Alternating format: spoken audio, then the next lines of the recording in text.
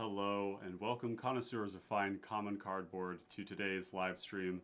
My name is Brian, go by Pauper on the internet. So glad to have you all here with me today for this iteration of Let's Build, where today we're going to be working on an old classic of competitive Pauper Commander, one of the original control decks in the format, which is called Ghormod for short, or for those of you out there who've been part of the format long enough to have heard it as well, it's also been called Toast. T for Tormod and Oast for Ghost. And this pairing has always been successful, or has largely been successful off the back of this incredibly powerful interaction between Tormod the Desecrator and Ghost of Ramirez DePietro, where you can repeatedly search for silver bullets in your deck or draw extra cards every turn and produce an engine that not only acquires you more resources and cards, but also creates bodies. So this is a pretty powerful cPDH deck that really thrived in a meta where everybody was trying to combo really hard. We had Tatiova's Pure Sight Marrows, Leyweaver, Loreweaver, and these, we even had stuff like Is it Guild Mage? And these decks were all really trying to go super fast, and Ghormod said, we don't really care. We're going to slow down. We're going to pack a bunch of answers, a big array of silver bullets, stuff like Graveyard Hate that it could reuse that were also engines for its removal, stuff like Relic of Progenitus, which was allow it to basically exile graveyards while when it didn't need to, it could also hit its own graveyard to make zombies. And the benefit was that it strongly benefited from what I call possum equity. And possum equity is the idea that when you are the second, third scariest thing at the table, the answers from your opponents are going to be forced to go at the thing that is the existential threat at that moment. If they have limited removal or limited counter spells, they're going to have to use it on the combo players. And so this is what Ghormod benefited from. As we've moved into a maturing of the cPDH, the competitive Pauper Commander meta, we now have this shift where we actually have viable aggro decks that aren't necessarily Voltron decks. We have Gut Inspiring Leader, and we have a lot of pressure coming out on people's life totals. Mid-range decks are also able to apply a lot of pressure, whether it's through pingers or whether it's through combat damage. And so decks like Ghormod that really didn't have that many creatures didn't have a lot of defensive capabilities. And the number one defensive capability you can play on Pauper Commander is to make attacking you kind of hard or not worth it. And so that's where I saw an opportunity to really dive down the rabbit hole on a card that has always looked good in Ghormod, except for the fact that we didn't really have a critical mass of like really good creatures to support it that could put themselves into the graveyard. But now we do. We had a couple new cards printed, so we're going to be showcasing that today. Cards that are going to provide us some tutoring value while also putting themselves into the graveyard, where we can then reuse them and cycle them with cards like Tortured Existence. And Tortured Existence is, as I mentioned in the description, perhaps one of the more powerful cards you could play in a Tormod-based deck. There's also Tormod Halana, which is the black-green version of it. But Tormod Halana doesn't have a great way to tutor for it, and in blue-black we do. We get Dizzy Spell, which is that classic transmute interaction with Ghormod. So without further ado here, let's go over to our display here, and we're gonna take a look at what we got here. Alex says, what up? Here to give you spicy suggestions and make you question your sanity during the cutting process. Well, Alex Scott, as always, thank you for being here. It's wonderful to have you, and yeah, help me lose my mind. That's a worthy cause.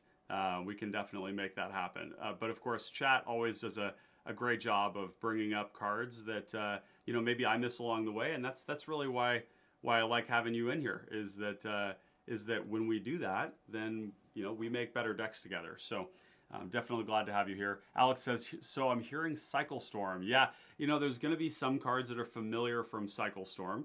We're not going to be able to lean as heavily into it because Cycle Storm really benefits strongly from having a density of the duplicate effect. And of course, we're not trying to storm off. This is going to be a bit more of a mid-range approach. We're calling it Ghormod X, kind of like Malcolm X a little bit here, because Tortex, Ghormod, that kind of a thing. So this is denoting that it is a tortured existence build of the deck. So when we start off here, we're just going to have tortured existence and dizzy spell. But before we get too ahead of ourselves here, just want to thank you all for showing up. And of course, if there are any audio or video problems throughout the course of the video, do let me know. Raise your hand in chat and say, hey, Papa, what's up? We got this little thing, and I'll go and fix it and make sure everything is flowing smoothly. Now, before we get cruising too far along here, before we dive into the deck tech, I want to take a brief moment to shout out and thank all of our wonderful patrons who financially support what we're doing and perpetuate this project. So want to start off with Adigan. We've got Jerry, Zach, Scooby, Chris, Tristan, William, Paul, Corey, Derek, Devin, Ian, Bobby, Jin Shooting Star, and of course, Noyark.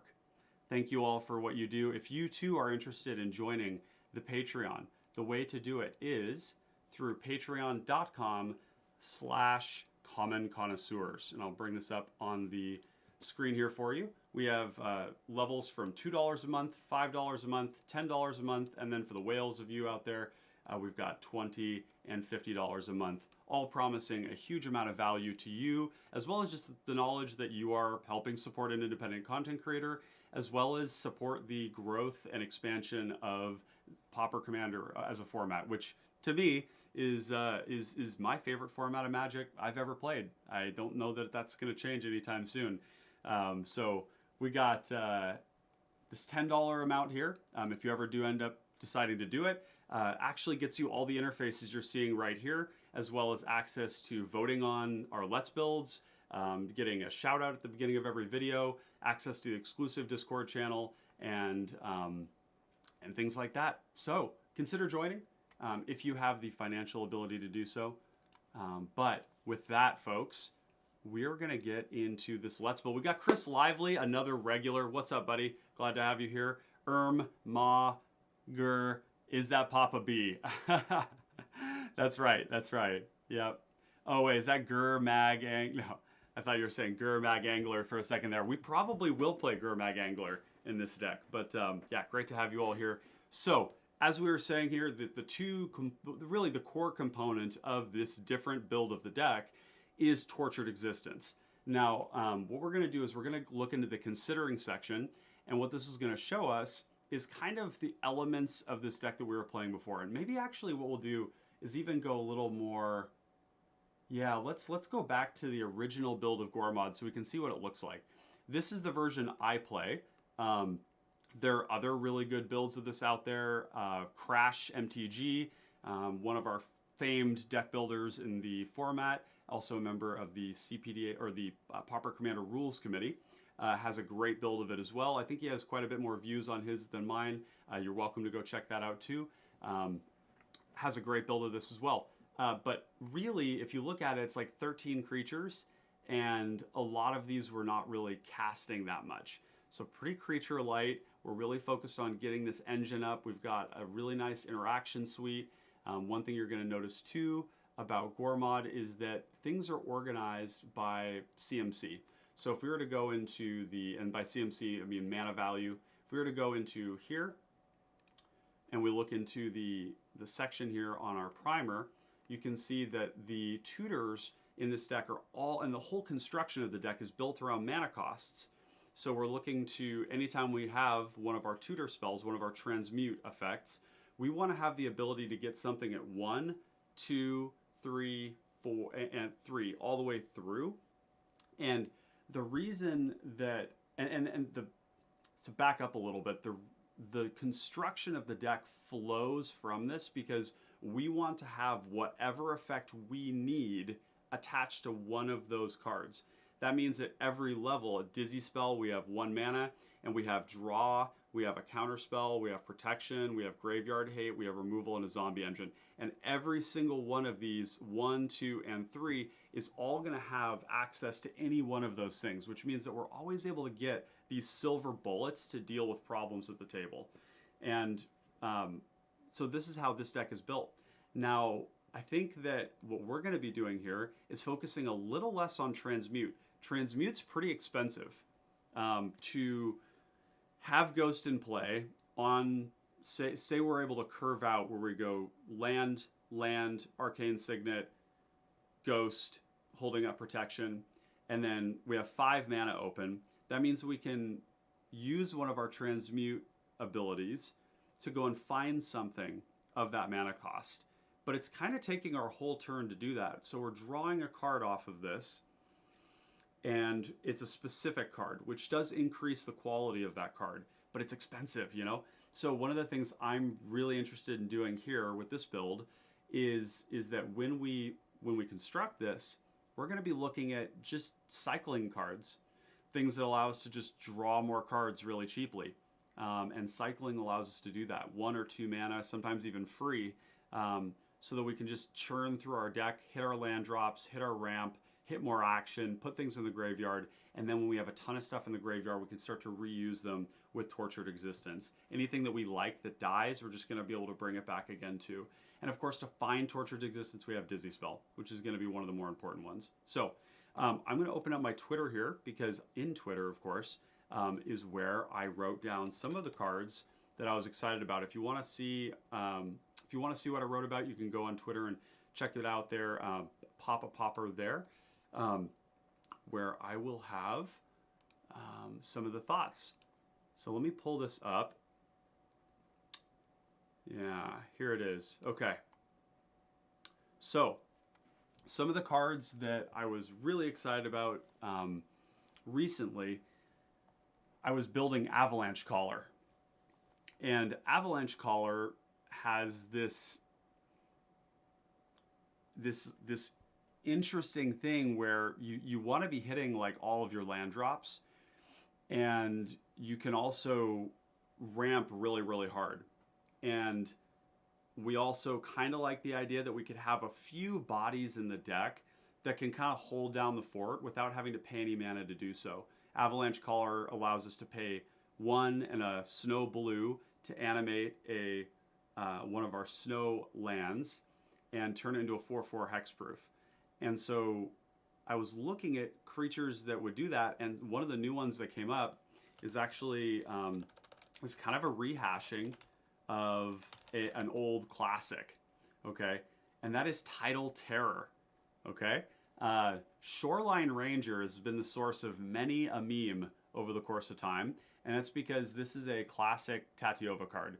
And when Tatyova has either had all of its combo pieces countered or exiled or just doesn't have any combo left, it is quite possible for the deck to just gain enough life that it doesn't die to anything while killing people in the air with this very resilient 3/4 against decks that might not actually have like hard removal for it.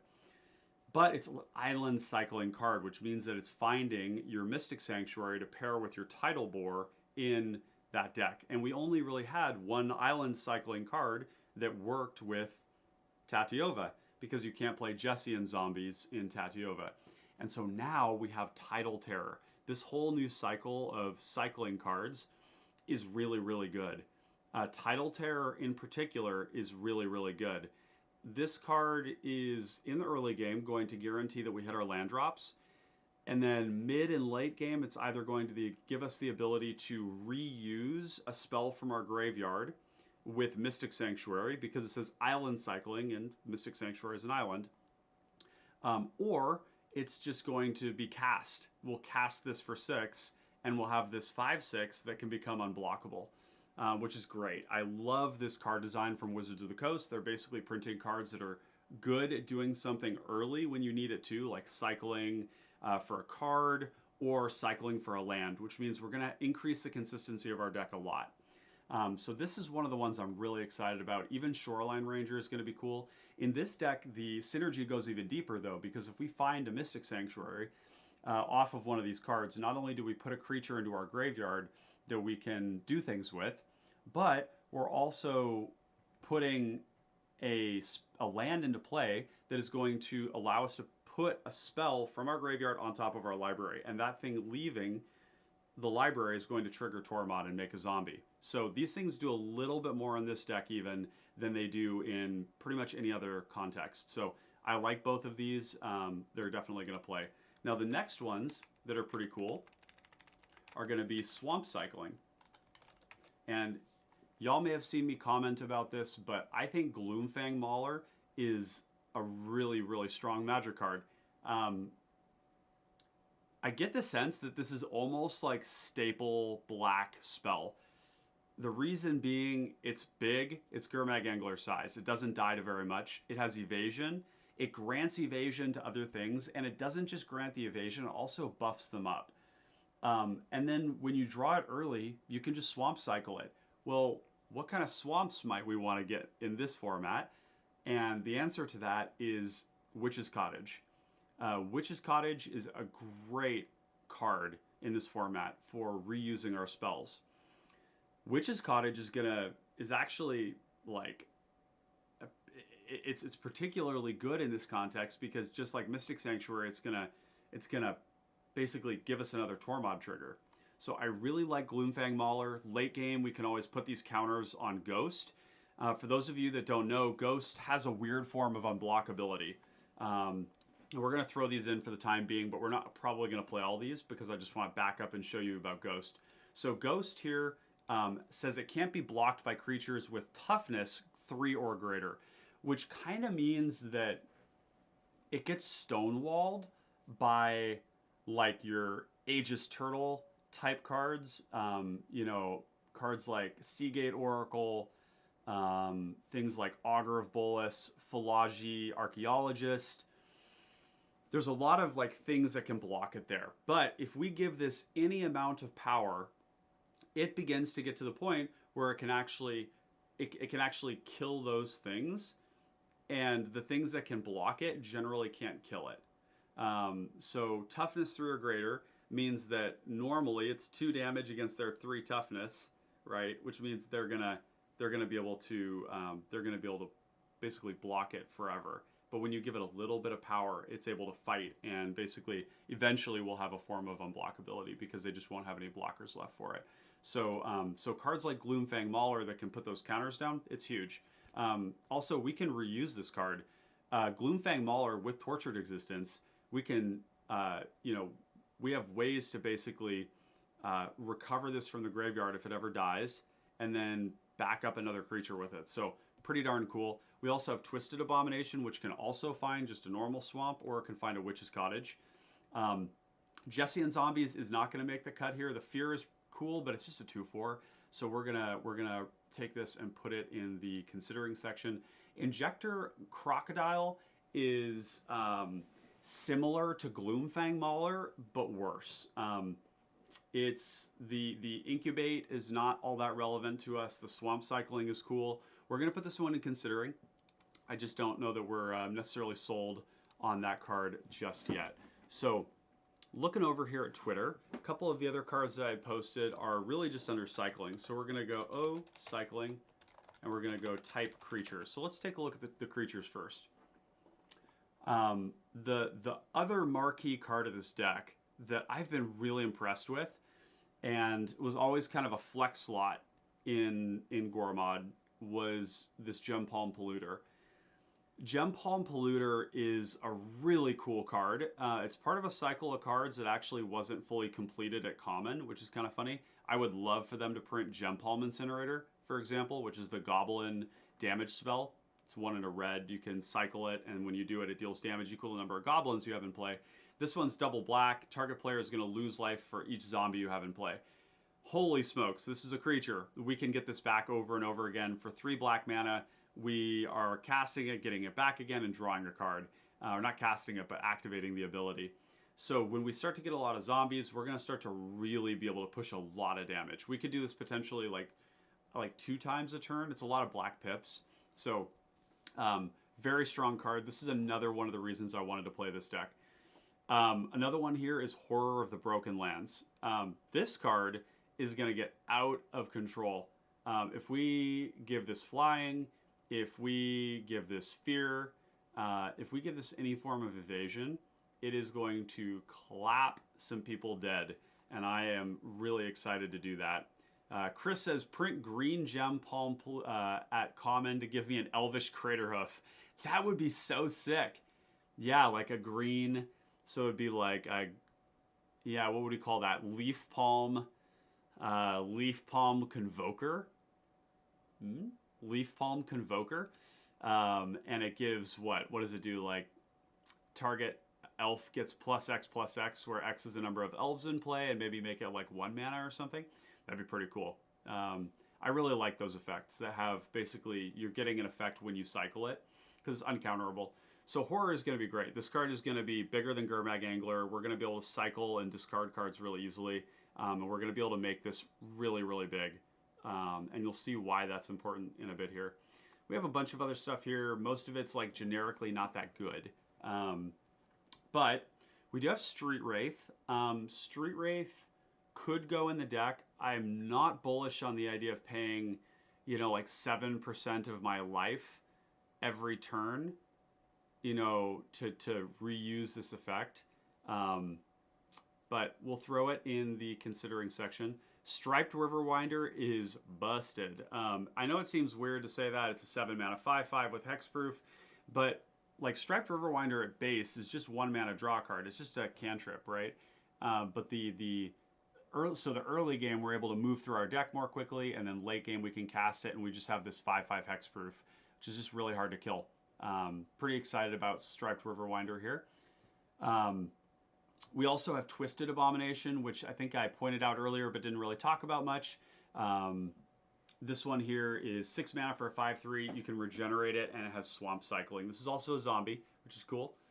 And then the last one that I'm pretty excited about is Aven this Windcaller Aven here. And the stats aren't much. It's, you know, it's a 6 mana 4/3 flying. Now, of course, 4 power flyers in this format, which is kind of like limited adjacent, are pretty strong. And what I really like about this is that we can give flying to our Ghormod, our Ghost, or our Tormod. Oftentimes what you'll see is that Tormod can't attack. Tormod's like this big 4 power creature that like frequently can't attack. And that feels kind of awkward, because you'd almost prefer that it was like a 2/4 and is like defensive, right? So this is going to allow us to actually push damage. Now, if you think about that, what does that look like? Well, we go to attacks.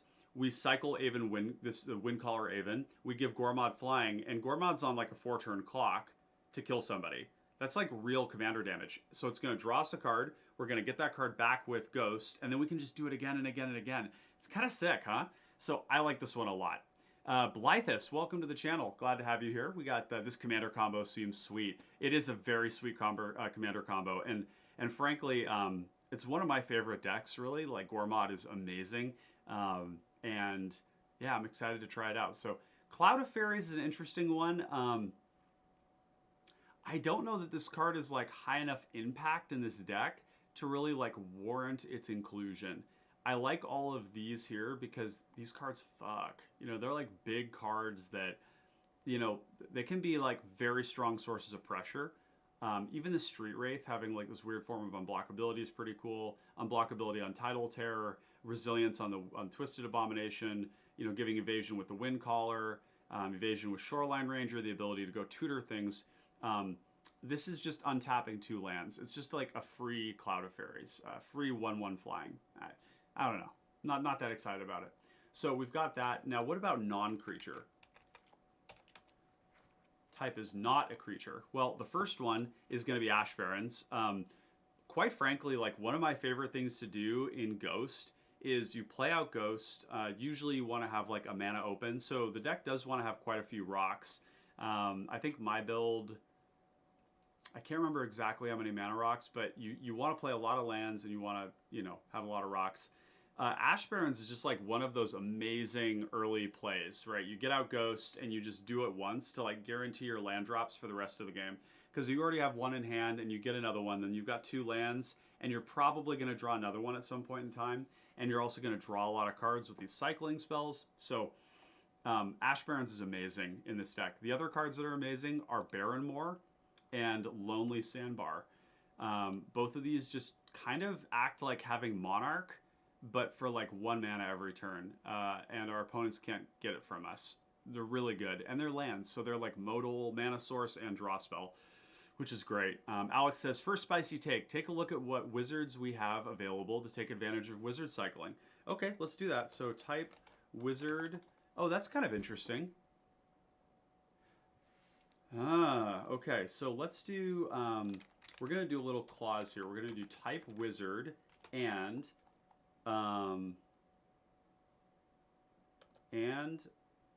I wonder if we could do and or. Is that a thing? Oh, wizard. There's multiple wizard cycling cards. There's Vidalcan Aether Mage and there's Step Through. So we know those two cards. So let's do type wizard. Dude, that includes changelings too, which means we could play Nameless Inversion. If one of you all want to look up and see what changelings, we can kind of tag team this here. Why do I have Derek in here on the chat? That's so funny. We'll do this here, switching it up. Oh man, I'm such a goofball sometimes, chat. It really is astounding that I even manage with these live streams. So smooth brain. There we go. Oh, no, we lost it. Okay, there we go, we're back. This is what I get for messing things with the stream. But anyways, here we are. There are 195 in UB colors. Wow, okay. Yeah. So let's do type wizard. Yeah, and see what comes up. If one of you would look up changelings too, that would be great. So we've got the bounce wizards. We've got the Archaeomancer type stuff, Archaeomender. We've got Augur of Bolas. Augur of Bolas is not generally a card I really love, and it's going to be even worse here. Oh, Augur of Skulls is a wizard. Interesting.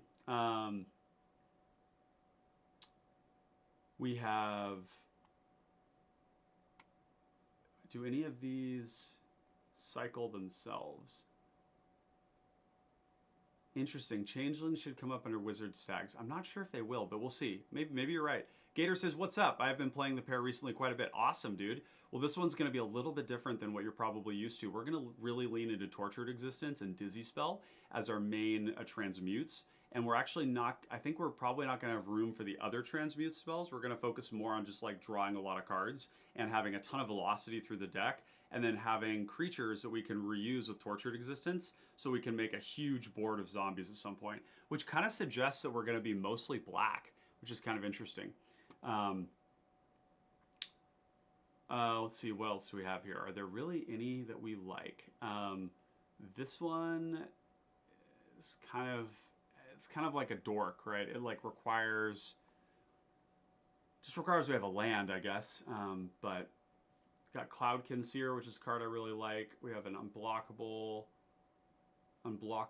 thing. We have another unblockable wizard. We have a way to switch power and toughness. Wow, Kumbaj Witches is a wizard. Whoa. I really like that. That's super cool. You'd see it and say summon witches, but it's actually a wizard. How cool is that, chat? Let's add this. I like that. This card is great. Block's great, comes down cheap, and then it's a pinger. It can also deal damage to people's faces. So Gator says, mine's awkward. I made another Madness deck. Oh, God. Yeah. I think you know my thoughts on Madness. But yeah, interested to hear how you accomplish that. Let me know in the chat. Alex says, yeah, I was just about to write Witches Law. You can see them faster than I type. Yeah, of course. It do be that way. Oh, Delver is actually a wizard as well. Although Delver has to have an instant or a sorcery, and we're going to be like not that heavy on those. Doomir Guildmage. This is a lot of mana to be spending when we can just cycle cards for the same ability. The discard is interesting. What else do we have? Oh, this is kind of interesting. I didn't know this existed. That little 3-mana 2/2, kind of mostly unblockable. Drifter Ildal. Most of these not super into. I do like a Static Awakener, although we don't really have a ton of creatures that we're like really excited to get rid of. Now, Ethereum Spinner, this is a whole different story, okay? I've been wanting to play the crap out of this card for a long time. Anytime you cast a spell with 4 mana value 4 or greater, create a 1/1. I think we're gonna have a fair number of cards that like are cycling cards that later on we can do with this. So Merfolk Secret Keeper could be pretty good, although I'm deathly afraid of milling over our Tortured Existence. I don't want to do that. I don't want to do that at all. Once we have Tortured Existence in play, you know, then we're like, then we do want to mill. But yeah, we'll have to look into that. We have some proliferate stuff. Blythe says, does anybody else just keep one copy of Snuff Out or and swap it between decks, or is it just me? Well, Blythe, I'm sure there's a lot of people who do the same thing. I think on MTGO, I wouldn't be surprised if people just had like 4 copies and then they swapped it between decks. Personally, for me, I have a lot of Pauper decks. This is one of them. Here's the other, and that's a fraction of them that I have. And so those were a community resource for people in my local area when I was running events. I have a lot of copies of Snuff Out, Pyroblast, Red Elemental Blast, Dust to Dust, like some of the more, like Lotus Petal. I have a lot of those cards in that because it was just a long project in the making. So I don't swap them, but I can totally understand why you would. Snuff Out went up in price quite a bit during the initiative meta in Legacy. So when white or Boros initiative decks were kind of running roughshod over the format, Snuff Out became pretty staple in like black decks as a way to basically kill the initiative creature as soon as possible so that it couldn't start to get value. And then you could take it back. So like a Delver player could go turn 1 Delver, your opponent goes turn 1 initiative, and even if you don't flip, you could snuff it out with an Underground Sea and then hit them and grab the initiative. So yeah, Lotus Petal is a brutal one. I only have 4 of those. That card is way too expensive. Watsy, please reprint that fucking card.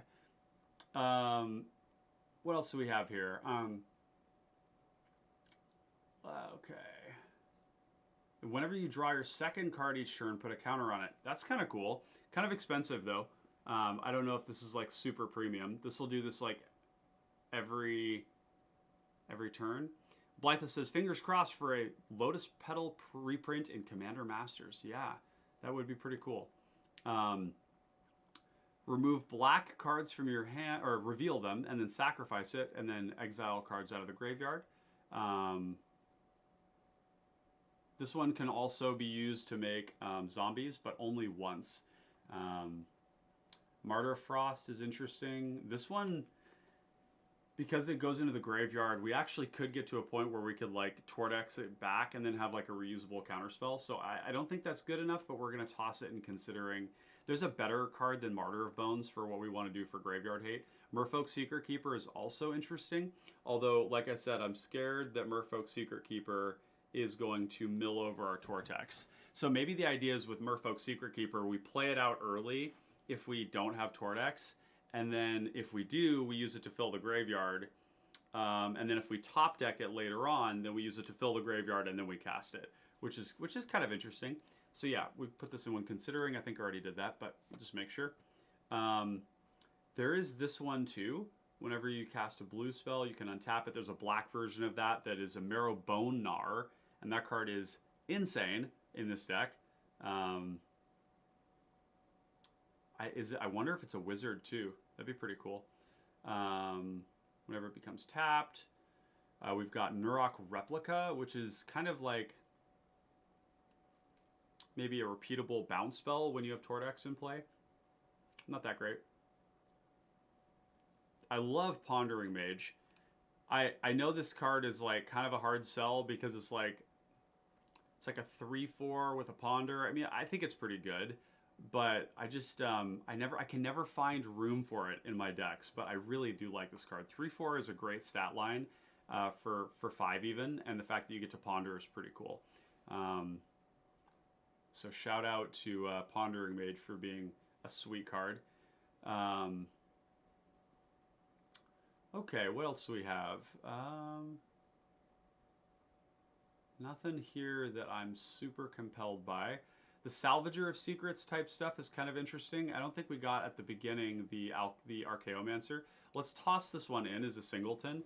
We may or may not keep this one, but that's an interesting card to me. It's just another, another tutorable way to like reuse our spells. Trinket Mage probably does go in the deck. It's a wizard. It's also going to tutor probably a wide array of things. What else? We got to go back up to...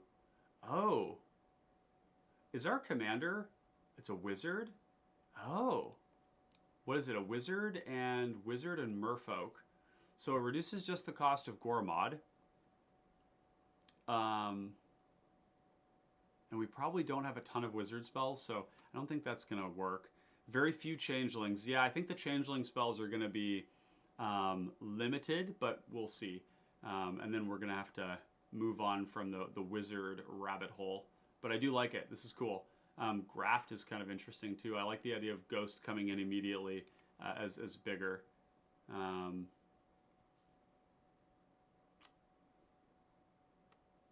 Wow, what a card. Creature spells with flying you cast cost 1 less to cast. That's such an unusually powerful spell at common. These effects don't usually make it. And this is a recent card, so or not really recent, but Aven Windcaller. Oh, that's a wizard. Oh, that's pretty cool. So yeah, we can go and grab that.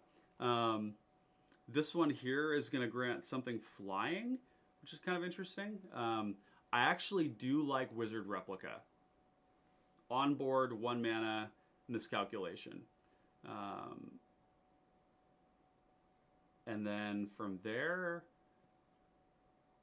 Okay, cool. So that's a couple of wizards. Great. Okay, so we gotta switch out this awful printing here because there's a much more beautiful printing. In fact, it's one of my favorite pieces of magic art out there. I find it to be incredibly beautiful and symbolic. Okay, so we got those out of the way. Let's do is it type changeling? Is that it? Or is it type shapeshifter? I think that's it. Yeah. Changeling Outcast is Gasoline. And it's also a wizard. It's also a zombie. We're definitely playing that. I really like Changeling Outcast because there's going to be a world where we can actually attach like a cranial plating to this and just like go to work. And it's, you know, it's a good card. It's a really good black card. In the initiative, you know, the Monarch and stuff, you can just like always get in and apply pressure, which is pretty good. Nameless Inversion is really appealing to me. How does Tortex read? A creature card. Yeah, okay. So we can't get this back with Tortured Existence. Those are pretty much the only ones we want. Wings of Velasvel. Nope, nope, nope, nope.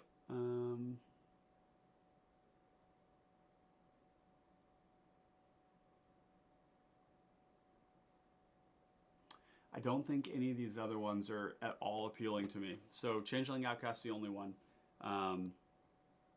Okay, great. So we got those ones out of the way. Now let's take a look at some of the other cards I had in mind here. Yeah, so we're going to do Cycling. Not type creature. And see how that goes here.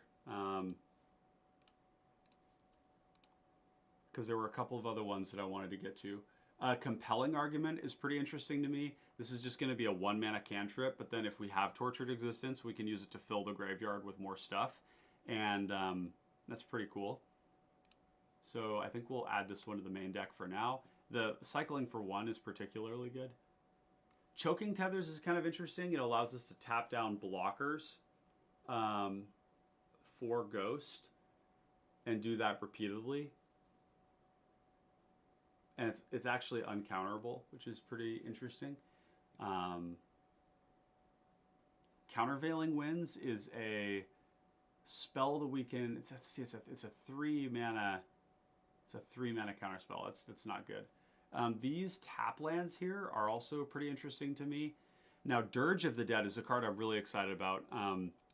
Dirge of the Dead, all creatures gain fear. We're going to do this when we attack, of course, because it's a sorcery. And fear is like, this is like 3 mana, my team is unblockable. Like, really gross. And then the cycling, holy crap. Cycle it, give Ghost fear, give the Tormod fear, and then attack and get it back. Chat, Dirge of the Dead, I've never seen a home for this in any deck in Pauper Commander. This is it. This card is so good in this deck. It's like, draw a card, grant... I mean, like, Tormod is actually going to get in for damage in this deck. The other card that I'm excited about is Dragon Wings. And this is a card I actually have played quite a bit. I really like Reanimator. It's one of the things I love to do. And unfortunately, there's really no viable Reanimator in Pauper Commander. There's like Nezumi Grave Robber, which maybe has some teeth, but it's just a lot of setup. And the payoff isn't always great because the creatures in the graveyards tend... It really depends. But anyways, Dragon Wings is such a cool card in Reanimator, particularly alongside like Striped Riverwinder, Spined Megalodon, what's the new one? Spined Megalodon. Was there another cycling card that just got printed as well? That has hexproof? No, there isn't. But Dragon Wings automatically attaches to them. That's the TLDR. We're going to have a couple cards where this comes in and it automatically attaches. It's going to be your the Gloomfang Haunter, or the Gloomfang Mauler, the Striped Riverwinder, the that 5/6 for 6 that can become unblockable. We can just give it flying and then never have to tap things down.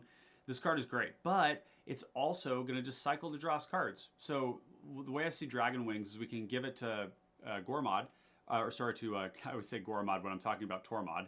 I can just give it to Tormod, and then if it goes to the graveyard, we're still going to be able to get it back. And when it leaves the graveyard, if we have the Tormod in play, so say we cast Stripe Riverwinder and we have Tormod in play, the Dragon Wings is going to leave the graveyard and it's going to make a 2/2 as well, which is so cool. So I like this card a lot.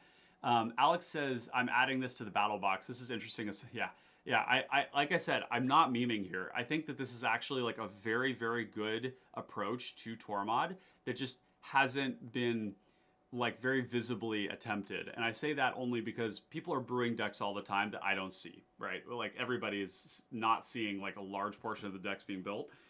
But there's like whoever's been working on it, if they have, hasn't also been talking about it. So this deck needs to be made. I'm going to take my Tormod, my Ghormod deck and probably turn it into this. And I think it's just because I think it's going to be better in like a general meta. If you were playing in the meta that we had during the Sanctuary cPDH Open, I would say that Ghormod would have been like a really, really good deck for that event, because your 2/2s would have matched up really well against all the TPI players. Your answers to the combos would have been endless and phenomenal. You would have been the second or third scariest person at the table, and yeah, it would have been really sick. So, but that's because there were just a lot of combo decks there, and I don't think that that's always going to be the case. In fact, I think that we have a lot of hype around combo right now because Gretchen has been putting up good results, but a lot of like what decks are winning is in relation to what decks people end up playing. If you see a lot of turbo combo decks in a format, then the combo decks are actually going to win even more than they normally would based on the proportion of decks that there are, because combo decks in Pauper Commander need to hide behind a smokescreen of other combo players. If there's a single combo player at a table, their odds of winning go down dramatically because they're going to idly get like 1 to 2 people attacking them every turn, and it could even be worse. If they're like a Tatiova where everybody knows they're resilient and that they're going to gain life, then they may just get like demolished before they're able to do anything. And I frankly, I don't think that's unreasonable. There's just combo decks are outperforming the meta right now, and people are forgetting how lethal they are, and they're not targeting like they should. There's a lot of greed basically where people are saying, I'm not going to attack them this turn because they don't look like they have that much, and then shit goes down and you lose. So all that to be said, I think that this new build is going to be really good as the meta kind of finds that groove where there's a balance of a lot of different archetypes that are showing up even in competitive. So Alex says, I know we're not trying to storm, but Reaping the Graves adds a zombie equals... Oh. So Reaping the Graves is actually kind of disgusting. Reaping the Graves is really gross. Because the way that this works is that Ghormod only triggers when one or more leave the battlefield.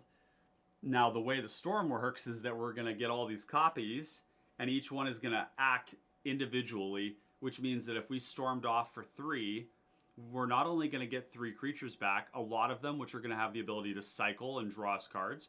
Damn, that's actually really cool. Oh, thanks for clarifying that, Alex. Yeah.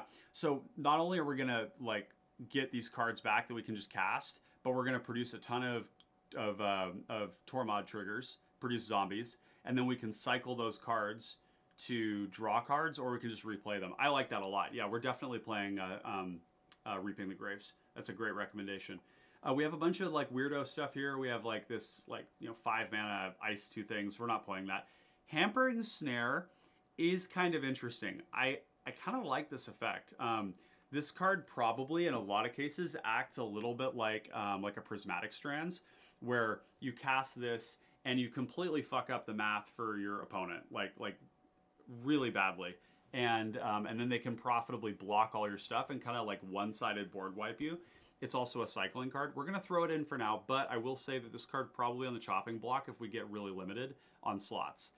Mage's Guile is sweet. This is gonna be like it's gonna actually be almost identical to what's called Mystic Veil, I think it's called, and it's a 2 mana aura that is basically it's going to grant Shroud to something.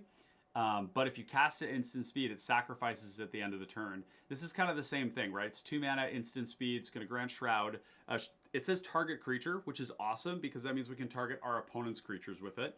And it also has cycling. So this is awesome. I love this. Blythus says, a bit off topic. That's okay, Blythus. We always get off topic on this streams, thanks to a very vigorous chat. But I want to put together at least 4 cPDH decks to introduce my friends to the format. I already put in together Zada and WAP. Yes, I'm so glad that you called it that, by the way. The naming there, the specific letters that you use there suggests that you're a Witherbloom Apprentice enjoyer. But the moment I saw, by the way, that Witherbloom Apprentice spelled WAP, I like had to add so many memes to my primer about Cardi B and the song, which slaps. And if you ever get a chance, like listen into the lyrics, and while it's like, super sweaty, the lyrics of that song are actually like kind of genius. Like the lyricism, it's very good. But yeah, so I already put together Zada and WAP. Which 2 decks would you recommend to complete the 4? Love Witherbloom Apprentice, haha.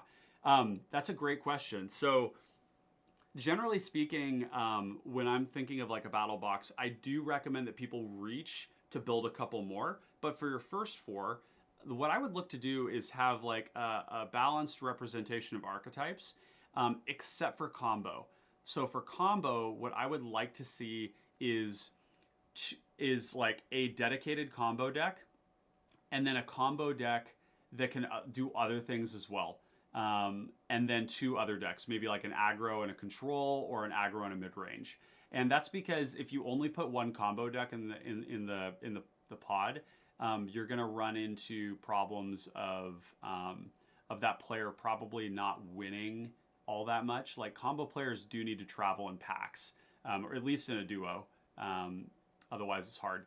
So Zada is a combo deck. So you've got that covered. I think the next one you should do is, and we've got somebody in the chat right now. I don't know if they're still here, but Gator Bait TV, also just knows Gator, has a fantastic Abdel list. And I would recommend building Abdel Sword Coast Sailor. Abdel Sword Coast Sailor, in the tournament, when we played in the finals, it's really cool to see how the deck can be kind of like idly acquiring combo cards that also just like play. They're just like reasonable cards that like produce some value. And then as you're kind of like doing your thing, you're getting 1/1s that you can attack people with and block with and defend yourself with. And I think really like the future of like combo decks that are going to win a lot are ones that are able to do that. Now Gretchen is a great example of that, because Gretchen can literally play its commander out on turn 2, and it just has a 0/4 in the command zone that it can block with. And it literally doesn't care. Like if it makes infinite mana at any point, it can recast its commander and then draw its whole deck and put every land into play. So it can block and sacrifice its Gretchen over and over and over again with no problem. So it kind of fits the bill in that way. Abdel, Swordco Sailor is the same way. It's going to make a lot of bodies. Like when Gator killed me in the tournament, he killed me with combo, but he killed Clay with, what was it, 10? It was like 14 1/1s. And that's a ton of damage. Like, it was crazy. It just felt like it was very hard to pressure him. It's a good deck, so I highly recommend it. And if you're playing against Abdel, do keep in mind, like, that deck does have the ability to play. It plays like Tatiova. Like Tatiova, for the longest time, you had to focus that deck because it was just so threatening with its combos, so redundant, drew so many cards, and it pads its life total. All those things all at the same time, right? Well, Abdel is kind of doing the same thing, except that you actually have like your combo card as well as your defensive mechanisms in the command zone. You have a 4/4 commander. You have a background that subtly gives you unblockability. Okay, so just like keep that in mind. That's like a thing you can do, which is like ridiculous. And then you have all these 1/1s that are going to block, while also having this ability to, you know, like get all this value from all your creatures. So like the one time that you are able to resolve Abdel, you're gonna like you're gonna have the ability to produce all this value when it leaves. Every time you resolve Abdel, you bake in the ability to, when it leaves, you're gonna get all those ETBs again. So phenomenal deck. That's what I would say. Is Abdel, Zada, Witherbloom Apprentice is a control deck. So then your next one that I would recommend, you've got combo covered, you've got control. I would say to get your colors, because I like having like a balance of colors. Alex says maybe Avalanche Caller. Avalanche Caller is another option. Yeah, totally. And in fact, actually, you know, another thing you could do is, I know you've already got Witherbloom Apprentice, but Witherbloom Apprentice is mostly the same cards over to Thrall. So I would actually, you could do like a monocolored thing. That'd be kind of fun. Have like a bunch of monocolored decks. So you could have Zada, Avalanche Caller, which is a combo deck and a mid-range deck. It's very similar to Abdel in that way, except that it can apply a lot more pressure. Like, you know, these 4/4s are hexproof and they're big. So you could do like Zada, Thrall Parasite, Avalanche Caller, and then for mono green, you could do, I want to recommend Gnarlback Rhino, but it's a control deck as well. TST, so Temur Sabertooth is another option. That one's kind of mid-rangey, very grindy. I'd love to see there be something in there, like there's like Passageway Seer, but again, that's another black deck. You could do Oxida Finisher. That would be pretty sweet. That's a mono red. Oh, so you've already got red covered with Zada though. So we're looking for green and white. I really love Satyr Enchanter as a mid-range deck. I think that's a really cool way to demonstrate the format. Another heuristic you could look at is like, what commanders have like analogs in cEDH? So like Satyr Enchanter would be like Sithis, right? I don't know if Sithis sees play in cEDH, but it seems like it could. You know, Enchantress stuff is usually pretty gross. So yeah, you could do that. I also think Rilsa Rail is a really cool deck for a pod because Initiative is a really interesting mechanic. It's something Legacy players are going to be familiar with. It's very flavorful. Rilsa is a very aggressive, but also very grindy mid-range deck. So it is technically a mid-range deck, but the whole point is to get into combat. And I think Rilsa is really sick. Third Path Iconoclast is another deck that I'm very bullish on. So yeah, some good options there. I think I like having Satyr Enchanter there because it covers two colors that oftentimes don't see play and are like underappreciated. So now let me get some other questions here. Alex says combo that goes into Big Stompy. Yep, that's Avalanche Collar. Neodust, what's up? Good to hear. Good to have you here. Says 2 weeks out for my big cPDH tournament at my local shop. Awesome. 16 people signed up already. I've built 8 decks ready to go. Gretchen and Gut and TPI seem to be highlights so far. Yeah, I would say those decks are like very, very good decks in the format right now. I don't generally like subscribe to the idea of a best deck because best really depends on the meta. It depends on the player. You're always going to play decks that you're more familiar with or that play in colors that you like or play a plan that you like better than other decks. Okay, so that's like one influence. The meta data is always shifting. Like 6 months ago, we had a period of time for like 5 months, I want to say, where mid-range was just absolutely throttling the meta, right? Like it was just there. It was like way above representation, and now it's flipped, right? And that's like the oscillating thing you get in competitive formats where people are, especially because we play a lot of Moxfield playtest, we can always just like swap cards out and like, you know, the meta shifts. So first of all, I'm so stoked that you have a cPDH tournament. That really warms my heart. If you want to post about it at all, feel free to post about it in the Discord. We have a section for self-promotion, and let me know if I can support you in any way on that. Yeah, Gretchen, Gut, TPI, those are awesome. TPI is phenomenal deck. Not to toot my own horn, but truly it feels like one of the better decks I've played in cPDH. The card is a staple in every format it's legal in, except maybe for the exception of like cDH. Maybe it's not high impact enough there, but like Legacy, it basically replaced Monastery Mentor. And it plays in Vintage, plays in Stand. It's just like, it plays in all the things. So Blythe says, that's awesome. I'll definitely have to keep that in mind. There's so much variety. I love it. Yeah, Pauper Commander is absolutely my favorite format. And I've been playing Magic since I was 7. I just don't, there's nothing out there that turns my crank like Pauper Commander does. It's just so interesting, the choices we make, the cards we find, the effects that we end up choosing, the singleton nature of it, the fact that it's like common rarity, and like the amount of duplicate effects we get, and leads to a lot of consistency. So yeah, great format. That's why I built my channel around it. It's got great growth potential.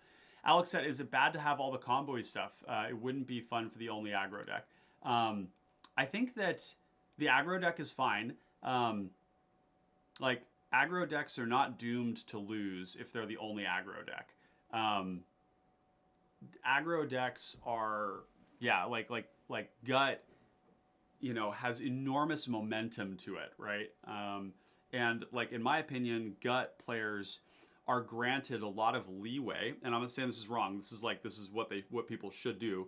They're granted leeway insofar as the Gut player is attacking the right people. So when you have combo players at the table, just as you would with an ad nos player at a cEDH table, you need to apply pressure to their life total. In cEDH, it's because you want them to draw less cards with ad nos. In this format, it's because you need to force them to use their Moments Piece, their Tangle, their Dawn Charm, whatever it is that they're using to stay alive. Darkness, if you're playing Possess Scab, I guess. And so you need to be able to apply pressure on them so that they can't just develop every turn, right? You need to force them to use answers. And so that's what the aggro player can do better than anybody at the table. So their job is to pressure the combo player while developing.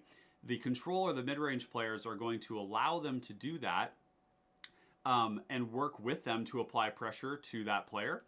And then what you reach is this, like, there's like an open-faced gambit, which is that the Gut player is hoping to then use that leeway that they've gotten to develop and to build their board and to get a huge array of threats. They're going to try and leverage that once they've gotten the combo player low or dead to try and carry that through against the other players. And then the control and the mid-range player are kind of trying to do the same thing. They're trying to say, like, we're both developing while we apply pressure to this common threat, and then we're going to have at it, and we're going to see who wins, right? So that's kind of the open face gambit you play as an aggro deck. And do know that aggro decks that if, like, your role frequently is to apply pressure to the combo deck, and not doing so frequently will throw games. And I know that's a strong opinion, but I've been playing this format a long time, seen how these things play out, and unpressured combo decks win. That's just how it works. So we've got, Alex says, what's the hardened scales commander you built the other day? Conclave Mentor. Yeah, Conclave Mentor would be a cool one. Conclave Mentor is a very aggressive deck. You could also look at Trellisara Moondancer, also pretty aggressive, but that one's more command zone focused. And I like Conclave Mentor a lot because you're getting a similar thing. You have a way to gain life. You don't have a way to filter, but your threats get way bigger, right? Like they just get so huge so fast. Thanks for all the questions, by the way. We're going to work through these one by one here. Blythe says, thanks for the recommendations, Papa Popper. I really appreciate it. Of course, man. Yeah, glad to help. And let me know if I can. You're welcome to DM me on Discord, and I can send you some other recommendations. I think last I checked, let's see. Let's open up here. I think it's 114 Pauper Commander decks that are completed. Yeah, 114. Yeah, so 285 decks in total, but 114 Pauper Commander decks that I can provide recommendations on. So at least a starting place. Neodust123 says, Black-White Barrowin Dungeons has been overperforming at pods for me as well. That's awesome. Yeah, Nate Diggity was the original builder of the cPDH Barrowin deck, and I had the pleasure of helping advise him on the on kind of the evolution of that deck as he was submitting it to the old cPDH deck database. And it's a cool deck. I like it a lot. Yeah. I personally, I think if I'm playing dungeons, I have a hard time not playing like Passageway Seer or Rilsa, because those two basically get the dungeon that we want in the command zone. Whereas Barrowin, you have to kind of like find a way to get it in other ways, which isn't impossible by any means. But yeah. Says, yeah, I threw a picture up at the championship belt I had made for the event on Discord. That's awesome. I think it's going to be a great time. Got everyone building at the shop. Dude, yeah, I did the same thing. We had a great event. This was some years ago, and it was a lot of fun. In-person cPDH events are going to be great. And speaking of which, if you don't know about it, in Livonia, which is kind of a suburb of Detroit, at RIW Hobbies on, I believe it's the 8th? No, 24th of June, is going to be the basically like the first ever PDH con or Pauper Commander con, which is going to be awesome. So consider coming out there. I will be there, as well as Clay and a lot of other cool people who you probably have seen make content in the format. Neodust says, I built Rilsa as well. UB Rilsa is interesting because you feel like you want to go tempo, but it plays like a lot like a Gary with bouncing stuff. Interesting. Yeah, it's like you're not like you can go into flickering. I don't really like that. But I think what you're talking about, the bouncing, is like with the ninjas, with like your Shrieking Drake, and like Curfew and things like that. Yeah, it's a really weird deck. It doesn't. There's so many things going on in it, and it leads to a really powerful, synergistic deck. It's very cool. Let's get back to the build here, so we don't get too distracted. Actually, we're going to want to play Polluted Mire and Remote Isle over the deserts. We'll want to go back and fix that.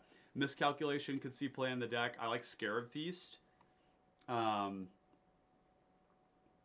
Startling Development's kind of interesting.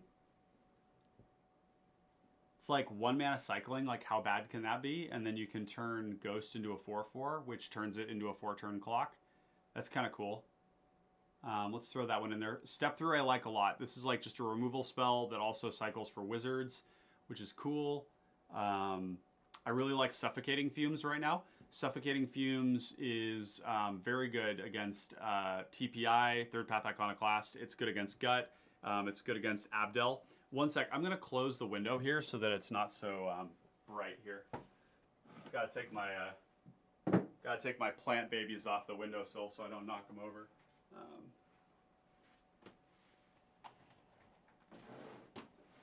Okay.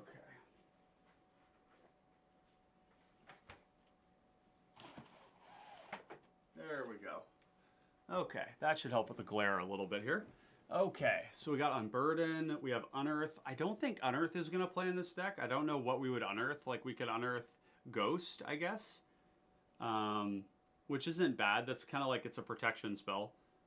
Maybe that's not so bad. I just don't like the idea of putting Ghost in the graveyard, expecting that Unearth is going to get it back, and then if somebody counters Unearth, then we're really up shit creek.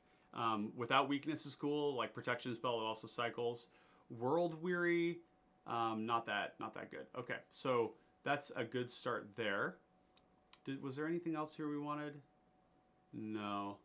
I don't think we're going to do Desert or Mindful of or the Glorified. I think we only want 4 of those. We don't want to go too deep. Okay, 35 cards so far. And we have 16 creatures, which is great. Let's go into our considering section in the old build and see what creatures we had here. Ghormod Angler is great. We're going to move that to the main deck. Dimir Infiltrator is a creature as well as a transmute. I really like that it's unblockable. It's only 2. Transmuting for 2. What does that actually get us here? It gets us Kumbaj Witches. It gets us Hampering Snare, Mage's Guile. So it gets us protection, removal, a buff, protection. It can get us Compelling Argument. It can get us Dragon Wings. Miscalculation. It's going to get us counterspells. Ooh, Writhing Necromass is pretty cool too. Yeah. Yeah, Writhing Necromass should be pretty good in the deck. Definitely like that. Go back to considering here. I think Dimir Infiltrator makes the cut. Philology Archaeologist is pretty cool. We can actually get Tortured Existence with this because it's non-land card. It is going to pitch the creatures into the graveyard, but I like this. It's like a body on card advantage. Nightscape Familiar, we absolutely play this card. Although ironically, now that I think about it, wait a second, is there the, what's the blue bird, right? Storm Call, wait, so type Familiar, is that what it is? O cost, O less type creature? Oh, Bone Picker. God, I love this card. I want to play this so bad. Goblin and Rogue, artifacts. So Nightscape Familiar is pretty cool, but we might not actually be playing as much blue in this deck. Devotion to Black. This is the one. I think Stormscape Familiar is actually a little bit better in this deck because Black is going to be a bigger part of it. So I think we play both of those. We'll see about that one when we get to the end. We'll see kind of how the balance checks out. If it's 50-50, we play both. Do we add that? Is it in? Yeah, okay, ramp. Got it. And then other creatures here. So this one is there. We're going to do Stormscape Familiar is also ramp, basically. Okay, so what other creatures? We've got... I don't think we play Pneumatic Wall, even though it's quite defensive. Defender. So Defender does...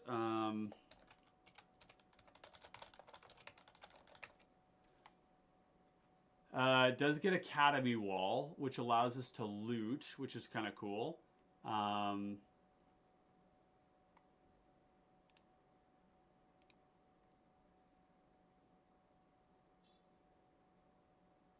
Drift of Phantasms. This is another creature that we can transmute with, although, again, I'm not certain that like we're going to have a deep enough bench to make this worth. But Drift of Phantasms can pick up Oubliette. It can pick up, what's it called? Candlekeep Sage.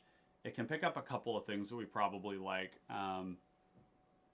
This is a funny one. Power and toughness equal to the number of snowlands you control. That's good.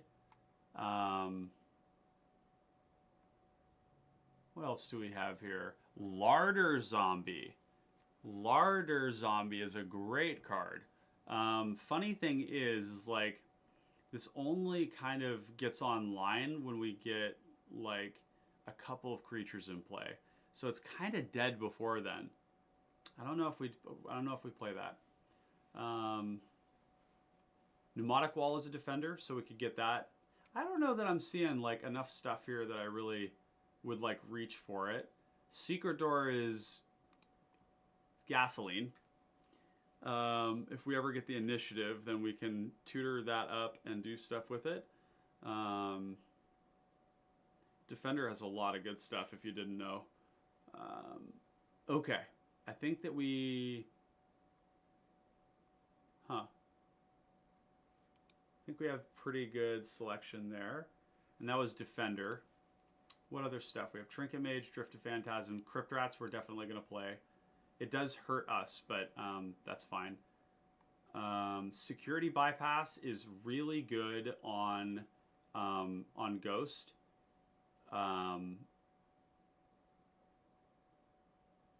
Yeah, wow. Yeah, so Security Bypass on Ghost is super cool because you get to stack your triggers.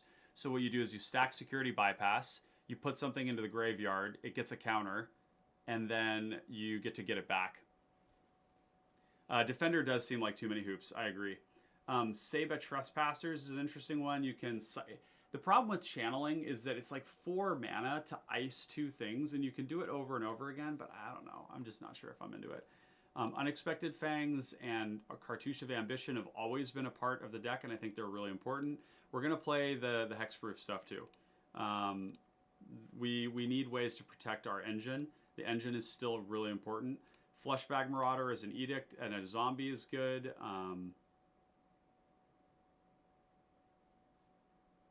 We're probably wanting to look a little deeper in the edict section as well. Probe is basically draw 3 cards, discard to get 1 back. So it's kind of like draw 3 cards, discard 1 for 3 mana, which is basically compulsive research. And then if you kick it, you can make somebody discard. I don't know. Not that great. What else do we have here? Academy Wall is kind of cool. I like Academy Wall. Academy Wall definitely, you know, it blocks really great. But it's instants and sorceries. Maybe. Sign of Halaster. It's pretty cool. Allows us to really fill our graveyard up here too. Defend. Yeah, let's see. Witching Well. We're gonna play Treasure Cruise because we're gonna fill our yard up quite a bit. I think we are probably going to play like the classics like Brainstorm, Ponder, Consider, Preordain. Although we could choose not to and just play cards that cycle instead. Fairy Macabre goes in the deck because Fairy Macabre allows us to, has basically an engine for Graveyard Hate. Although a lot of times that's not how it's going to play out. A lot of times Fairy Macabre is going to be exiling something at instant speed, manalessly and uncounterably. Shred Memory is a pretty cool card. It's Graveyard Hate, but we already have a lot of that, so Coffin Purge is a good one. Bajuka Bog, of course, is going to be in the deck. Relic is amazing in this deck, and Honored Heirloom is too. All those are good. We're playing Trinket Mage, so we're going to play Everflowing Chalice, Arcane Signet, Felwar Stone. Network Terminal allowing us to loot is pretty cool, so we'll move that one in there as well. Gator says, I play Halaster, it's wild. It's better than Sylvan Library for Pauper.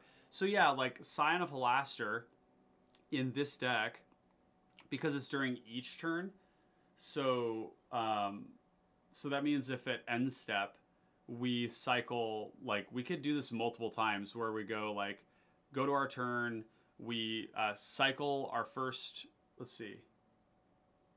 The first time you would draw a card each turn. So we're going to draw our opening card, and we're going to trigger it, and we get like a mini strategic planning / ransack the lab. And then on our opponent's turn, we could cycle a card and do the same thing, which is basically 1 mana, like, look, it's a sleight of hand. It's actually like a better Consider. Yeah, Scion of Halaster is pretty good in this deck. I like that. Yeah. We really want to focus on 2 mana rocks, which is why you see like a density of these here from the previous deck. And the reason for that is you want to go mana rock on 2, ghost on 4, basically. So we're going to play all these here.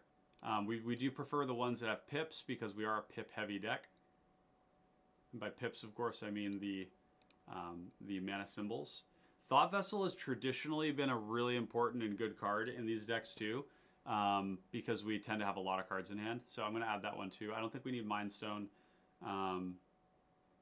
Marrow Bone Gnar is another one of the creatures we're going to play. This is a 1 mana 1/1. You can remove cards from the graveyard, and every time you cast a black spell, you untap it. So this is like a Relic of Progenitus on steroids. and it really can make a big army super quick.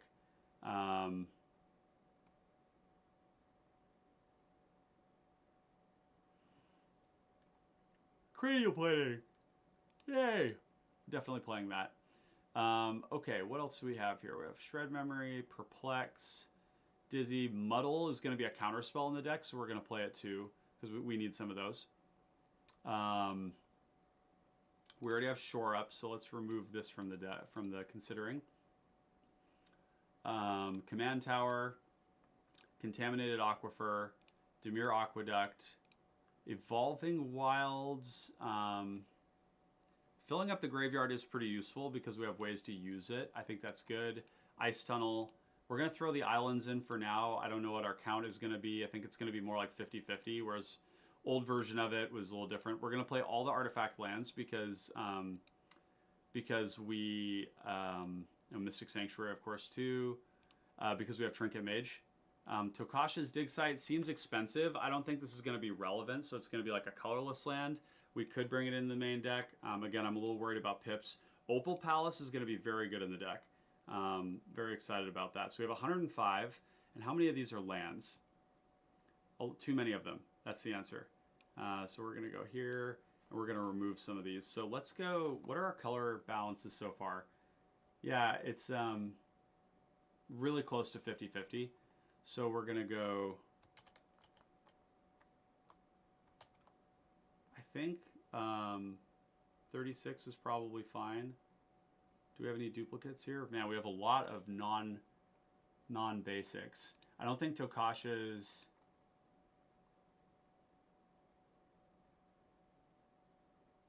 Wow, a ton of non-basics.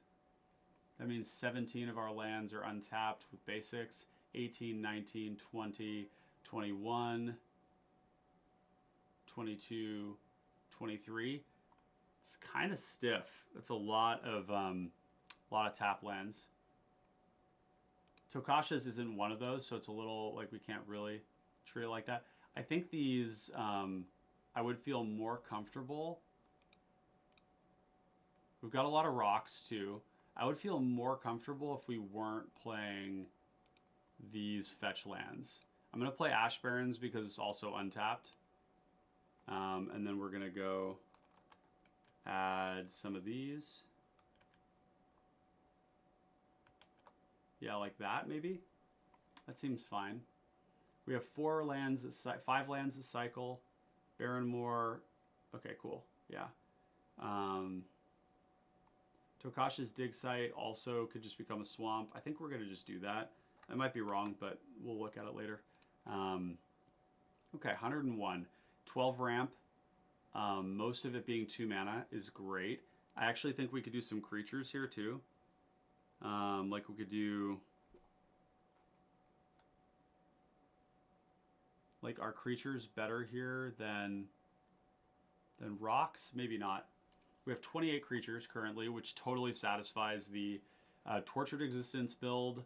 We're going to want a lot more life gain in here because one of the things that I really want to do, one of the other reasons to be playing this deck, I think, is Shepherd of Rot.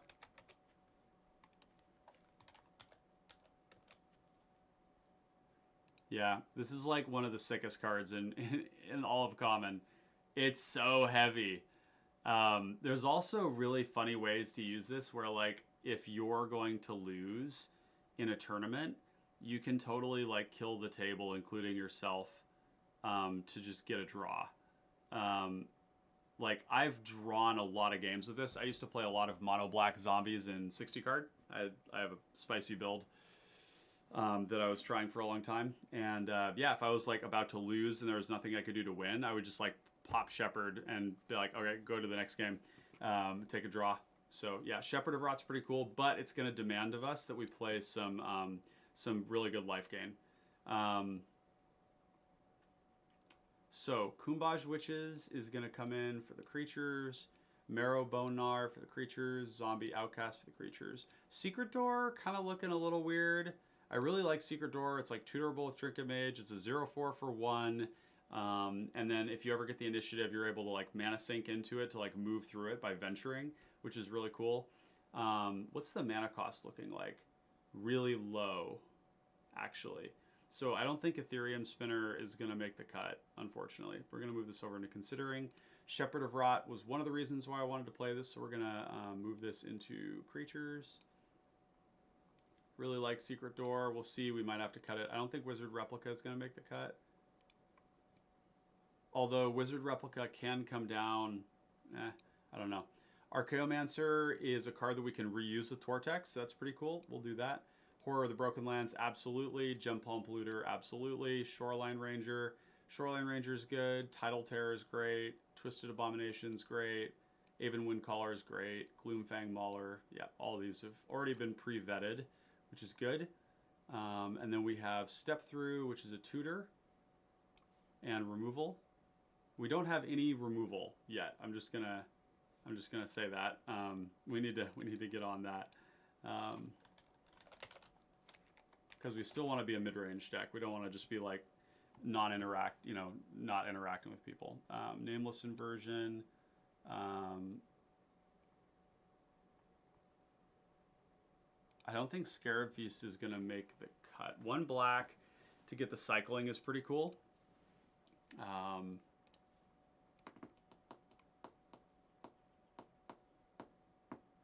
We're at 100 cards too.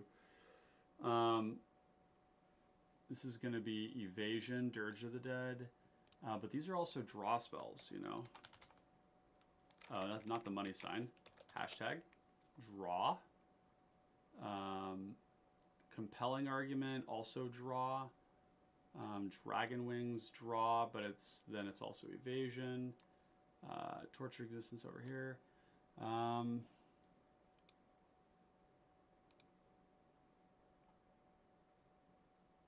Obviously, like, Gray Merchant is a great thing to, like, reuse with our Tortex.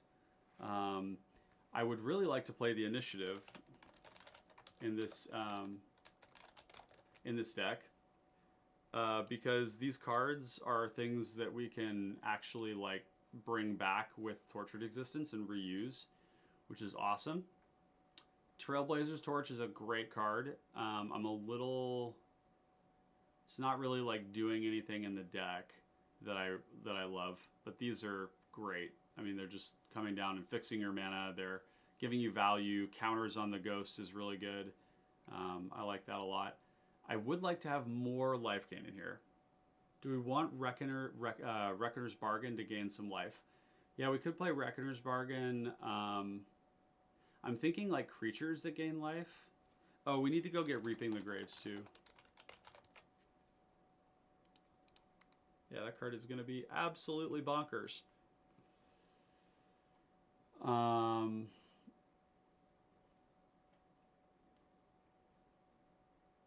So this is going to be creatures. It's also going to be under life gain.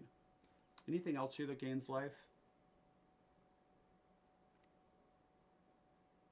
No, there is not.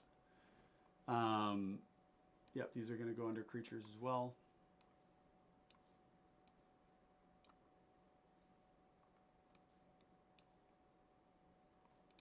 $31, including the commander. Okay, so we have a lot more draw spells in this, actually. You know, like every, you know, near everything we do. Secret Door might not be making the cut here. I don't know if that's really, I mean, it's a good card, but yeah. Now, Dimir Infiltrator allows us to get Nightscape Familiar. It allows us to get Stormscape. It gets Shepherd of Rot, Dragon Wings. We could look into this one. This one's going to have hits on removal and counterspells, basically, which we need to go and get from here because this deck already had a great removal suite. So, like, Oubliette's going to be in here. We're going to have a lighter package, basically, of, like, the stuff that we had in the previous version. So Deep Freeze is also really good in here. I do like moving this one into the main deck, mainly because it gives us a second thing we can tutor at 3 if we've already drawn our Oubliette. And Deep Freeze is much like Oubliette because it's granting it Defender and it's kind of big, so it can't block and die often. Grasp of Darkness, Victim of Night, Go for the Throat. We're not going to play Frogify because Frogify actually makes it so that their creature that you just hit is going to be able to block your ghost. Can't be blocked by creatures toughness 3 or greater. So yeah, Deep Freeze is especially good because it makes it so they can't block. Feed the Swarm, Echoing Truth, Boomerang, all those are great. We'll do Aether Spellbomb, of course. Snuff Out goes in the deck. Capsule can go in the deck. We're at 115. And we don't really have any of the stuff that traditionally goes in this deck, but basically all of these here are getting replaced by creatures. So that's okay. They're just like, instead of paying 2 mana for strategic planning, we're just like paying 2 to cycle, or maybe paying 1 to cycle. So it, like, I think our draw gets a little worse, but like we get a lot of interesting stuff. So this becomes a draw spell. This becomes a tutor. This is a tutor. This is a tutor. This is a tutor. All of those search for a specific land type. So,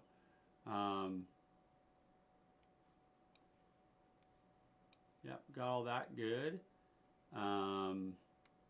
Yeah, 30 creatures. Looking good. 13 pieces of removal. This is perfectly fine. We have 1 Edict. I think we could go up on Edicts a little bit. It's a shame there isn't like a 2 mana Edict that I want to run. We could do Chainers as an option. Chainers is nice if we mill it over. I want to go through here and make sure I've got everything in cycling placed up there.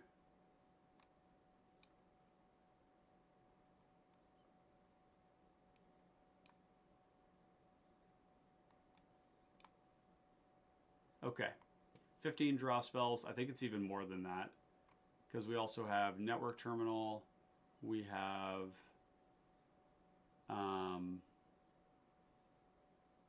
Mage's Guile. Mage's Guile is also going to be under protection. Does it not? Do I not have a tag for that yet? Huh.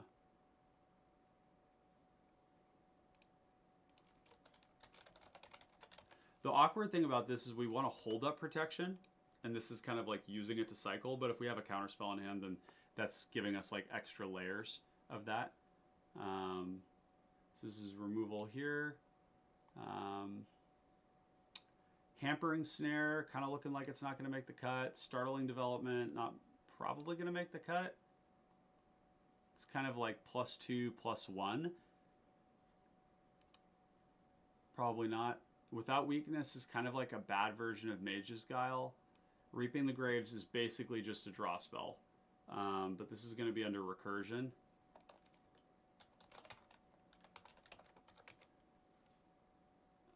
Which is kind of like a form of draw. Oh, we're missing a couple of cards here. Witch's Cottage. And we're missing Mortuary Mire. Get both of those. Under our lands. Let's see. Scoot up. There we go. Oh, am I getting the bug? Oh, I got the bug. All right. Got to reload. All right.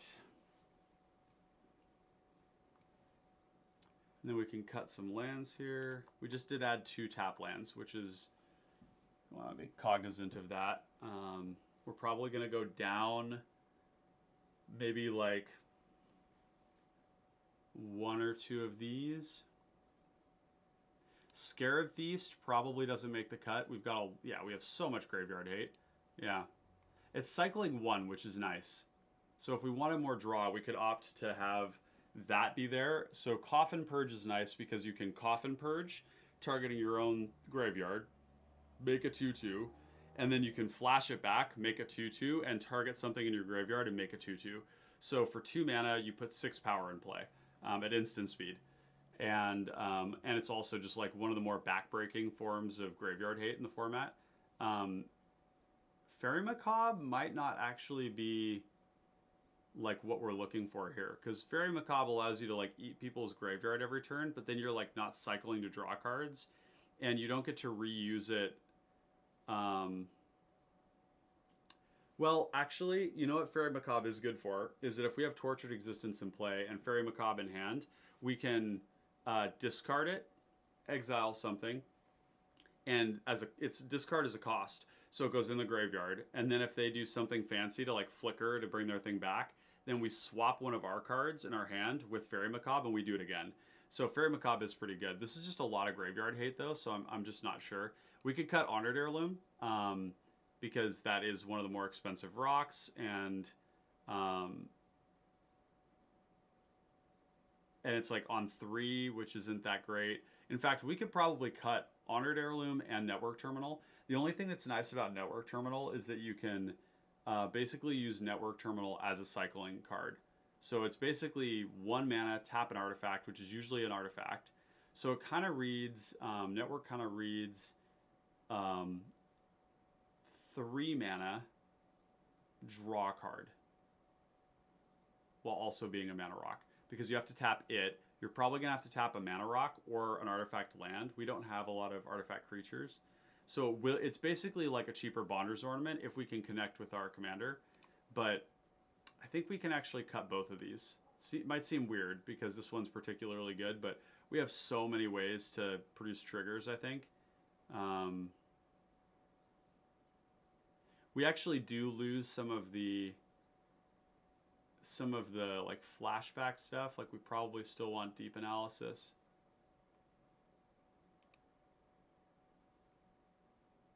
I do like deep analysis. It's pretty good. Forbidden Alchemy has always been like a little too expensive for me, basically. It's kind of like 3 mana, look at the top 4, draw 2, which is good. But then the flashback is exceptionally expensive. Shard of Broken Glass is really good. I'm a little concerned about these like reckless mill spells because I really don't want to mill Tortured Existence. We have no way to get it back. So Scarab Feast can go, I think. Without Weakness can probably go as well.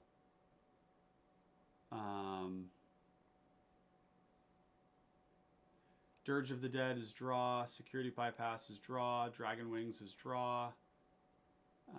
This is draw.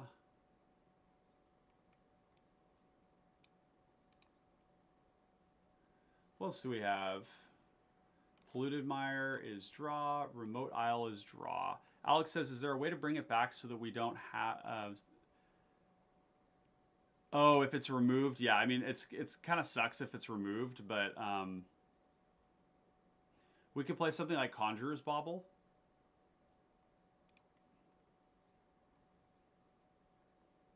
We're going to go grid, actually. This will make it easier for you all to see. Sorry I didn't have that view before. Yeah, black is like not really the color for enchantments, right? It's just Conjurer's Bauble, pretty much.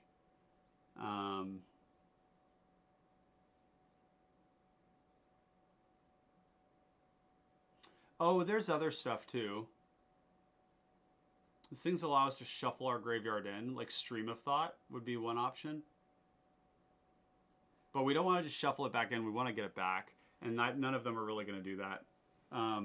Conjurer's Bauble is tutorable with Trinket Mage, so if we like lost it and then we drew Trinket Mage, we could use Trinket Mage to get Conjurer's Bauble to put it back in the deck and then try to tutor for it. Seems like a lot of work. I feel like it's just occasionally it's going to get removed and that sucks, and that's fine. Are we running all of the best Delve spells? Let's go look. Oh, Death Rattle is a card that I really like. Death Rattle doesn't see a lot of play, mainly because like Gretchen and Tatiova, Parcel Beast combo decks don't get hit by this, and that's really bad. But it hits a bit. Green is like one of the less played colors in the format outside of those combo decks, so it's just 1 mana kill spell. Logic Knot seems good. Treasure Cruise we've got. Yeah, we could play Death Rattle. Will of the Naga is not something we're going to play. Scavenger is kind of cool. I like that it's evasive, but I actually don't know how much I want that. Like our Meg Angler already kind of does that. We don't want to play too much, you know. Don't want to play too much. Okay, we got the creatures. Oh, pardon me. Sign of Philaster. Security bypass. Cool, cool.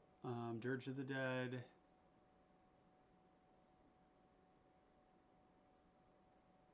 Is this under draw as well? I think so. This is also like a draw spell, basically. And there's more recursion than just that, too. We have... this is recursion.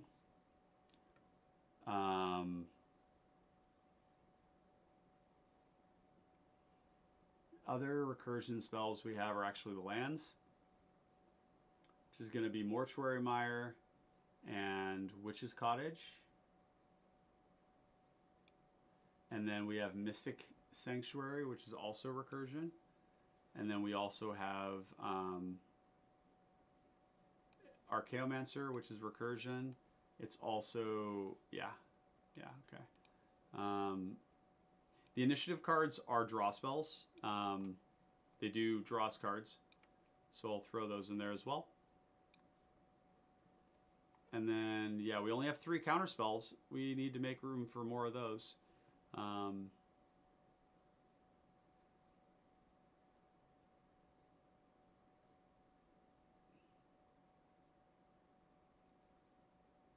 Our removal is good. Our sweeper section is good. Our tutors here, some of these may need to go. Because again, we're kind of moving away from transmute is the idea. 1, 2, 3, 4. It's only 4 of them. Trinket Mage is kind of interesting. I don't even know if this is like really what the deck wants to be doing. Like, it has lots of good hits. Like, Everflowing Chalice is one of the better ones. Aether Spellbomb's insane, though. Relic is insane. Yeah, with Relic, we want Trinket, for sure.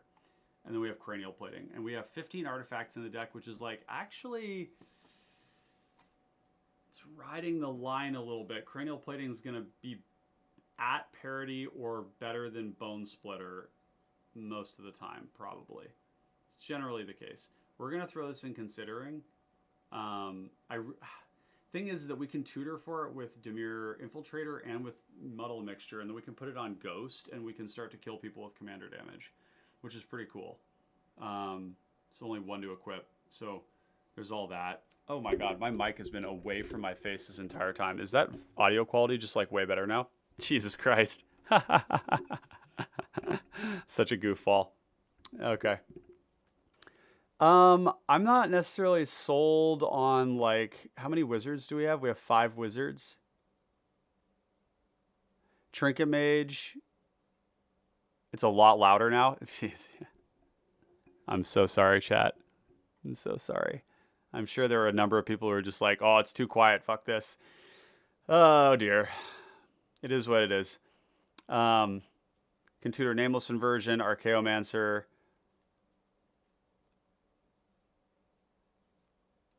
Oh, you didn't notice? Okay, good. I'm glad to hear that. I need to get a little bit of water. 1 sec. My mouth is very dry. It was super hot today, so.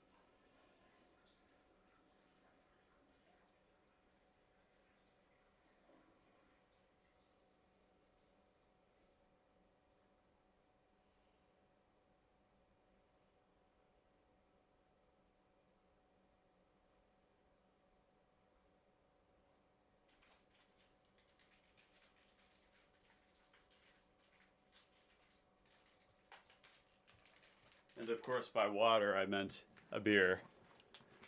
Blythe says, it's been getting hotter lately, and I'm not okay with it.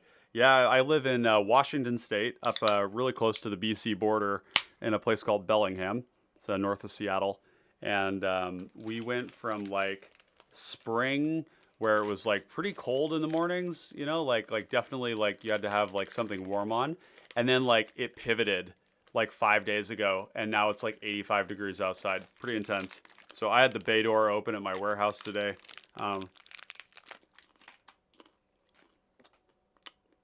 Prost!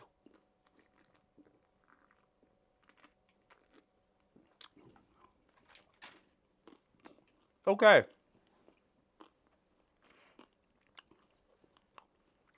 Let's see what else we can do here. Are there any other zombie tribal stuff?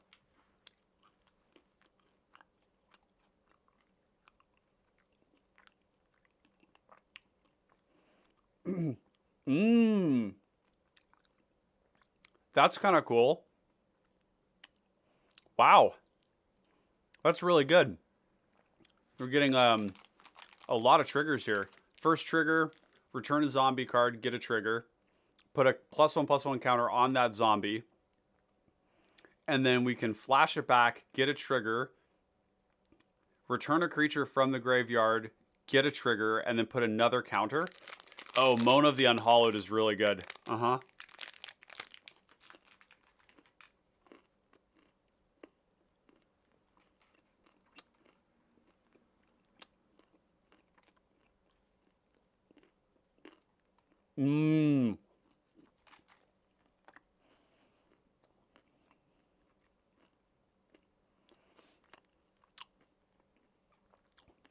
There's Ghoul Caller's Chant.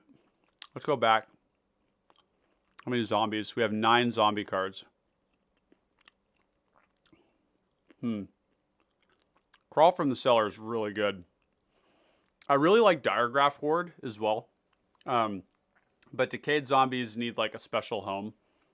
Like they're good in Rilsa because you can make them big and then nobody wants to take 7, but they also don't want to like block the thing that's going to die anyways. Ghoul Raiser and Ghoul Caller's Chant tend to be like pretty staple.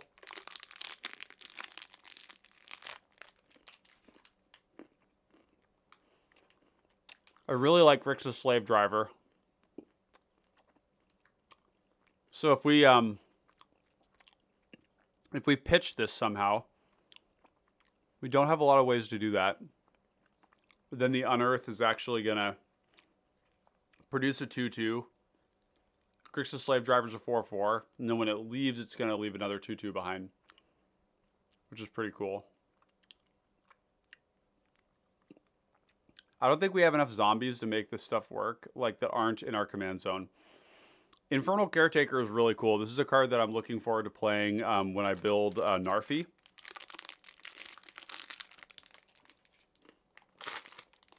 And the benefit when you're playing Narfi is that Narfi gets access to blue and black zombies. And there's a lot of these like zombies in blue that force you to like exile some from your graveyard. And they're pretty decent. Infernal Caretaker allows us to bring all of our stuff back. Very cool. I really like Moan of the Unhallowed. We can cast it early, cast it late. If we cast it late, we get 6 power for 7 mana on 3 bodies, which is great.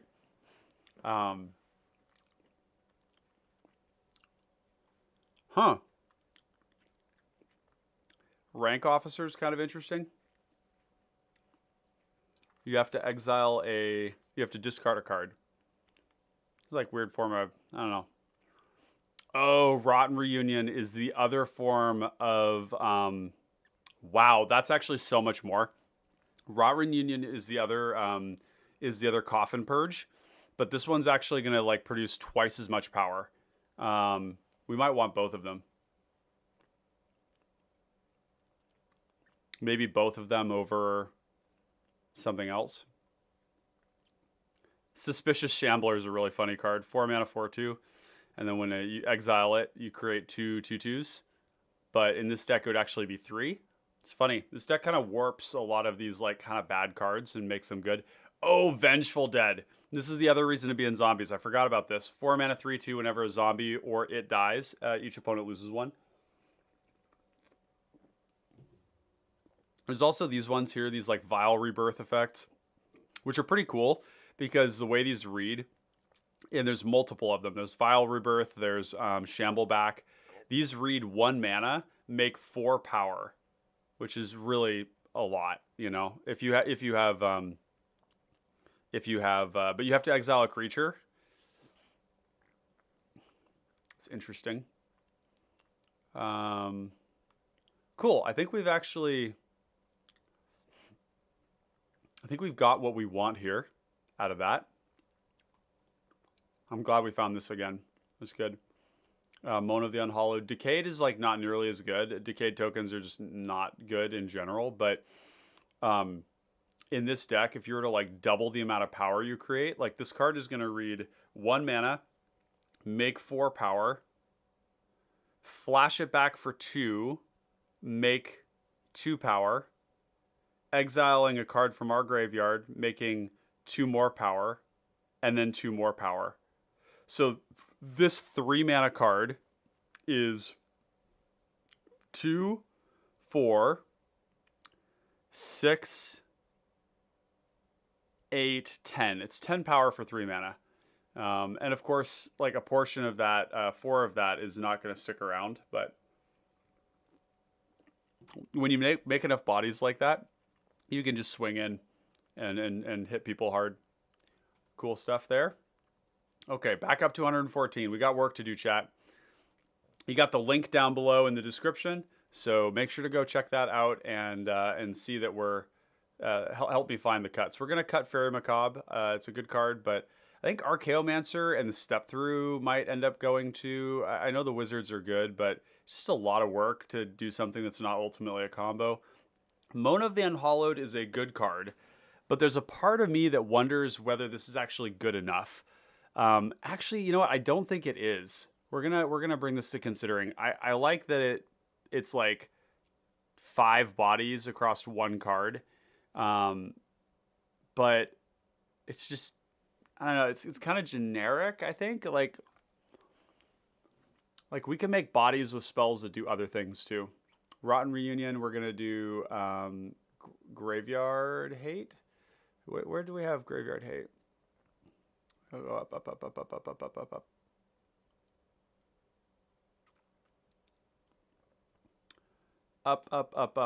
Up. There it is. Okay, Rotten Reunion and Coffin Purge. Definitely want both of those. They're really good. Crawl from the Cellar is another form of recursion.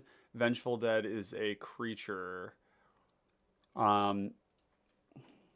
could also play Falconwrath Noble. I like this card a lot. But we're back up there again with more creatures. To the surprise of nobody. This is also going to go in life gain. Okay. 13 cards. So our draw suite is like really good. This is strong. We have a lot of cards that are cycling. You know, they're not big draw spells, but we do have the ways to reuse them over and over again.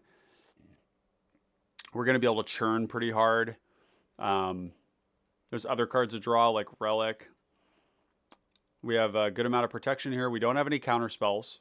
And I don't know how many counter spells we're going to be able to run, actually. Maybe the protection spells should be counter spells. So like I could cut all of these except for Mage's Guile and then play counter spells.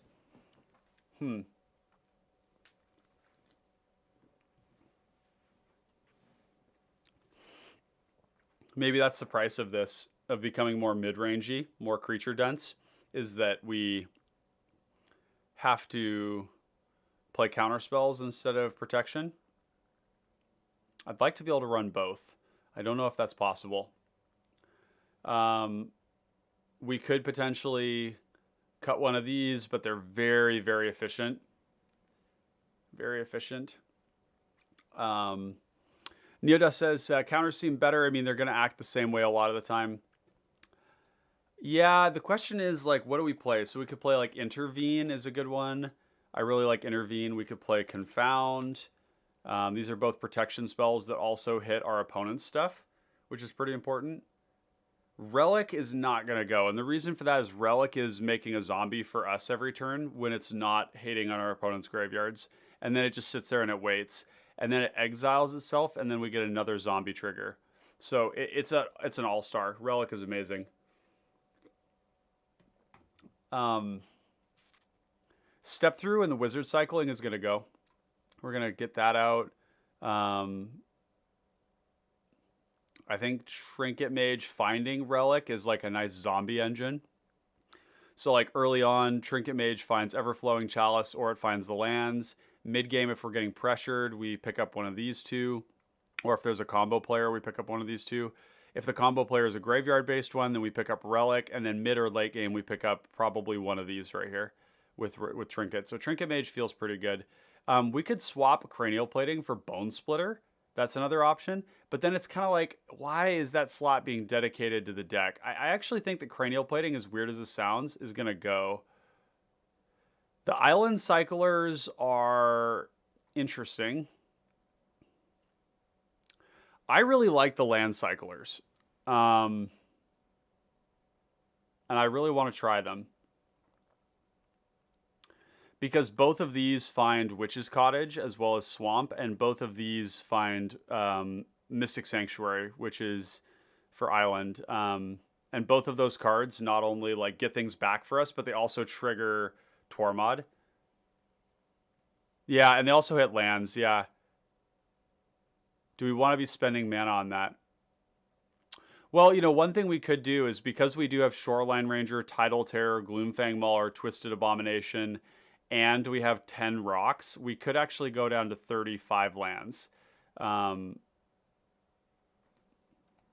Let's do that.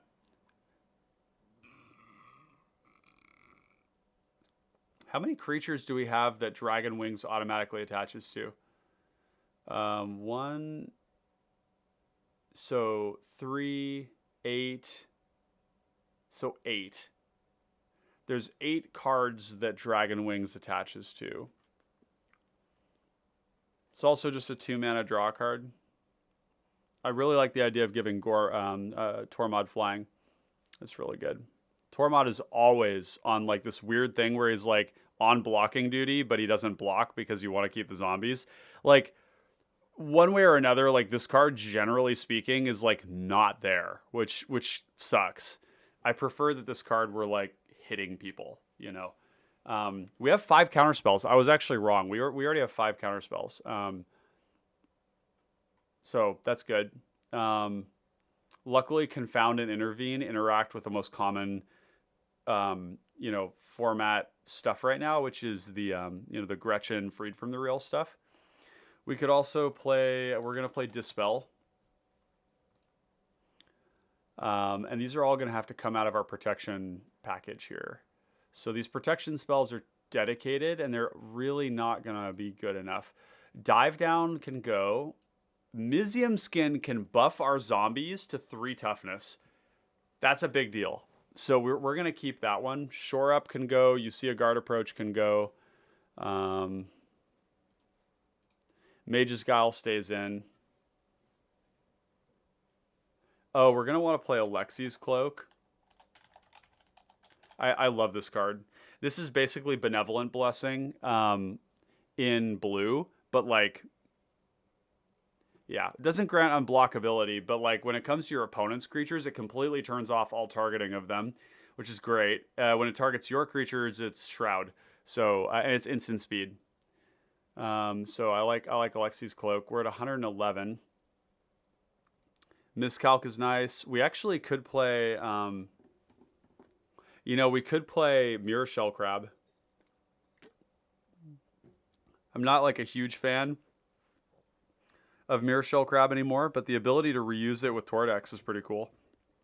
Like bring it back, reuse it. And because it's a discard, you can always like, you could actually do it multiple times. You could go Mirror Shell Crab, Tordex, bring it back, Mirror Shell Crab again. Yeah.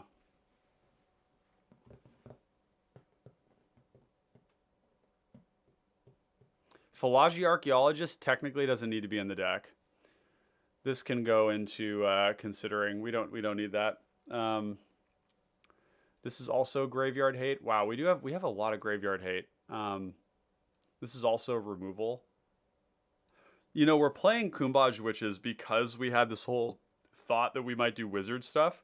But like, is Kumbaj Witches really what we want to be doing? It's like a cool, like hoses some decks. You know what Kumbaj Witches is really good for is TPI and Abdel, but mainly TPI. Because Kumbaj Witches, what you do is you ping one of the tokens, and then you look at somebody else who doesn't like TPI, and you say you get the trigger, and then they kill a TPI token, or you kill TPI over and over again. Actually, Kumbaj Witches is very good. Never mind. Changeling Outcast could go. Mirror Shell Crab just ended my career in the pre-release for Neo. Yeah, Mirror Shell Crab probably. We'll add it. You know, it's also like a good threat as well. This is gonna go under protection. This is gonna go under creatures. It's also gonna go under counter spells. Logic Knot is not necessarily something we need to play. I like that it produces a body for us, but that's kind of a minor synergy. It's like pretty expensive on our graveyard, and I actually think I'd prefer to have Mirror Shell Crab, even though it's like kind of a better card, but Mirror Shell Crab has like these synergies with the deck that I like a lot. So let's do that. So we have 1, 2, 3, 4, and then we have 13 kill spells and 3 sweepers, 2 sweepers. So that's like enough. That's enough.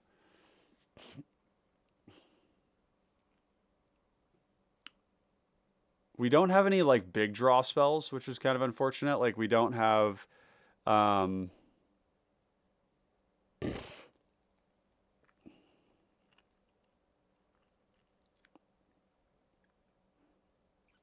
we just have Treasure Cruise, but we don't have the 4 mana black one, which is Siphon Mind. Yeah, Alex Scott says political removal. Exactly. Yeah. Yep.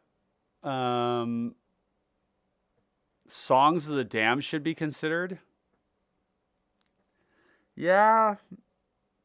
But like what are we doing with the mana? Right? It's like a ritual, but like we want like a ritual is best at the beginning. I mean, I guess there could be an argument maybe for like dark rituals so we could get Tormod out really quick, but I don't really favor those game plans that much because I just feel like somebody like counters or kills your commander and then you just like wasted a card and made your commander more expensive because you rushed the plan. Blythe says, what's the creature with a channel to bounce a creature? Songs of the Damned should be considered with our enchantment.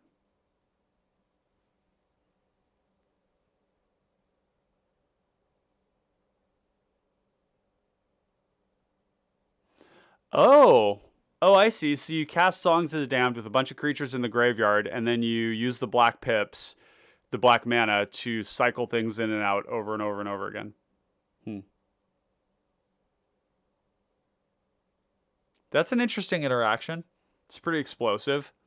Probably leads to winning the game if we were to pull that off, but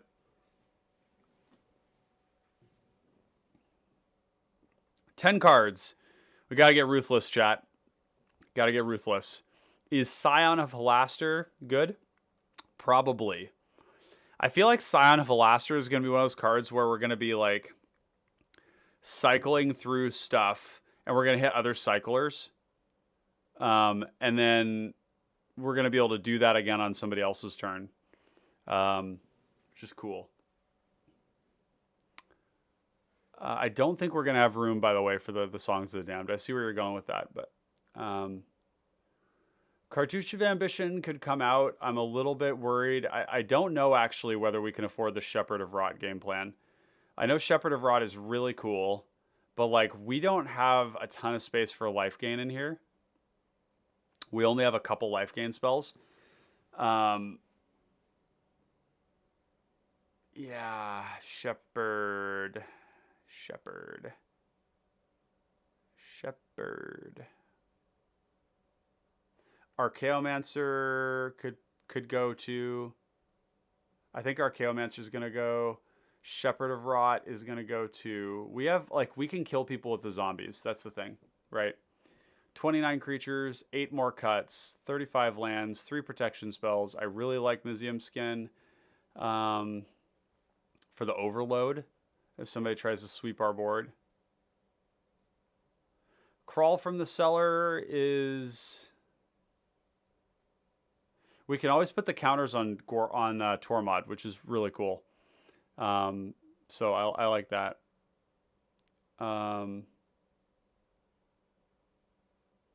There's also cards like Unsealed and Acropolis, which is really good, or Dig Up the Body, which is really good, that could also be in this place. But I like that this flash is back. I mean, it's just like, it's a lot of zombie triggers. It's very good. This is also a deck where I would love to have Expedition Map, but I don't think that's going to happen. Okay, so we've got the transmute cards. Suffocating Fumes probably isn't good enough. Like, when do we care about all the 1/1s? I think there's an argument for cutting Suffocating Fumes because, like, if we're using this against 1/1s, our creatures are better. We have 2/2s, so we don't care if they have 1/1s. Yeah, I think this is a good cut. Yep, good call. Everything here is pretty premium. I think we could get rid of Nameless Inversion. Yeah, Nameless Inversion can go. I like both of these. 12 removal spells. I wish we had a few more, but it's okay. We've got counter spells too. Like, when you build up a board of creatures, the thing that you do is that you kind of, like, against other creature-based damage decks, you're basically saying, my creatures in play are going to make it so that your creatures can't hurt me. That's kind of what they do. So the removal, you don't have to have as much, technically, when you have a commander that makes bodies, because you're going to be able to handle that part of it. So your removal isn't going to be for creatures that are killing you for the most part. It's going to be for combos. And then we build up a board of creatures.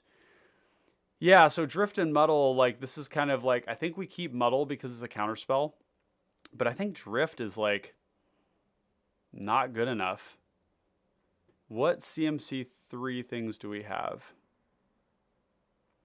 Crypt Rats, Drift of Phantasms, Fleshbag Marauder, Trinket Mage, Dirge of the Dead, Reaping the Graves, Cartouche, Deep Freeze, Oubliette. Yeah, Muddle is good on its own. Drift of Phantasms doesn't do anything. Yeah, all right. That's a good call. If I was to be honest, Shoreline Ranger is less interesting to me than Tidal Terror. Like, Tidal Terror is a way better card, but I like that these island cycling cards are going to make us super consistent, and they're also just good cards on their own. Like, even this is expensive, but a 3/4 flyer ends games. I've won a lot of games of Limited with, like, those cards that they print every set, which is like the 3/4 Sphinx for 6 that scries 2, you know. Dimir Infiltrator is another card.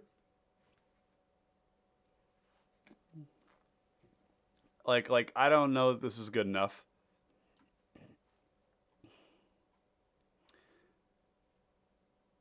Yeah, okay. I like this. We're getting close. We're getting really close. Okay, so all of these sections here are we've already worked on. Recursion, we might be looking at one of these. Reaping the Graves is a lot more efficient, I'll say that. Because yeah, Dimir Infiltrator is meh.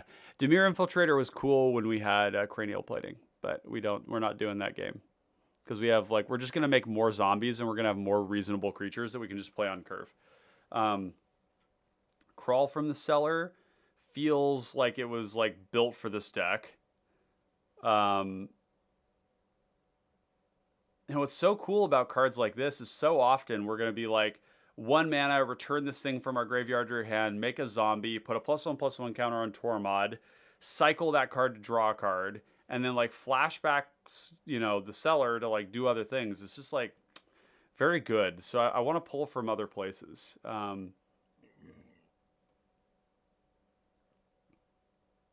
They cast some spells and we instant speed make a handful of zombies. Exactly.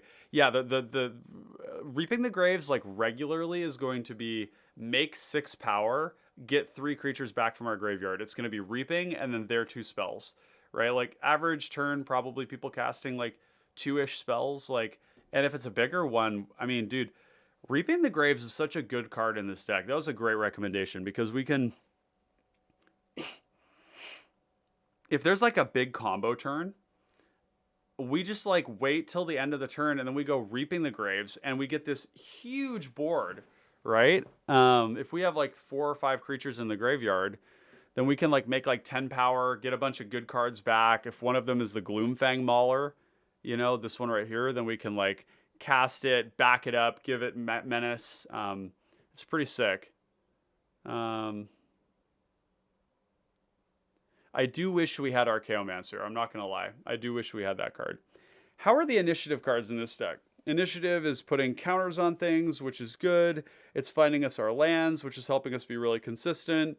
The goad is good. The damage is good. The skeleton is good. I mean, this is the thing, chat. Like, initiative is so good. Like, it's just... And this deck protects the initiative really, really well. God, we don't even have Monarch in here, and we also hold the Monarch really well. Okay. We have to do Thorn of the Black Rose for sure. Any like this deck reuses its creatures. If we like lose them, you know, the Monarch and we can't get it back, we can always like bring our, you know, our Thorn back and redeploy it to get Monarch. We also hold it well with all of our creatures. We have lots of ways to grant flying. We have some flying threats that can block. It's good. Staunch Throne Guard is another one we could play too. Compelling Argument is actually pretty bad. We're going to cut that. Yep. Writhing Necromass. How many creatures are we reliably going to have in the graveyard? I know this card is cool, but if we have 3 creatures in the graveyard, this is 4 mana, 5/5. Death Touch. It's actually not that amazing. I'm not going to lie. This card is a bit underwhelming. Scott says we have, or Alex says we have a lot of creatures we can, so we can Throne reliably. Yeah. Yeah, that's the other thing. Yeah, exactly. Throne of the Dead 3 is going to slap in this deck, dude. You imagine you hit Gloomfang Mauler, you put it into play. It's just casually like a 7/7 menace hexproof that grants backup and menace to something else. You hit like Tidal Terror and you have... Actually, it's an 8/8. Tidal Terror comes in as an 8/9.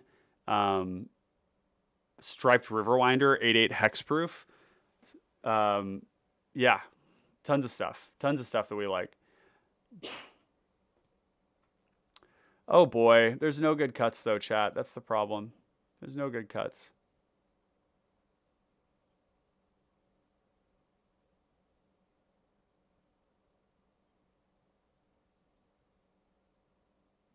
These things right here make so many zombies when they're not being used as graveyard hate. It's kind of funny because these cards basically... Like, graveyards are not a big part of the format right now, and I suspect that they won't be returning to the point they were at before. Like, Peregrine Drake, Ghostly Flicker combos are, like, a thing that are, like, popular, but frankly, I don't play against them a whole lot. So to have 5 graveyard hate spells in this deck feels like a lot of slots, but they're also doing double duty. Rotten Reunion making, like, an army... you're getting like 4 more power for 1 more mana. We could count the land cycling creatures as lands because they're repeatable land searching. Oops. Yeah. They're kind of like half a land. Because we still need to draw like a functional opening hand, right?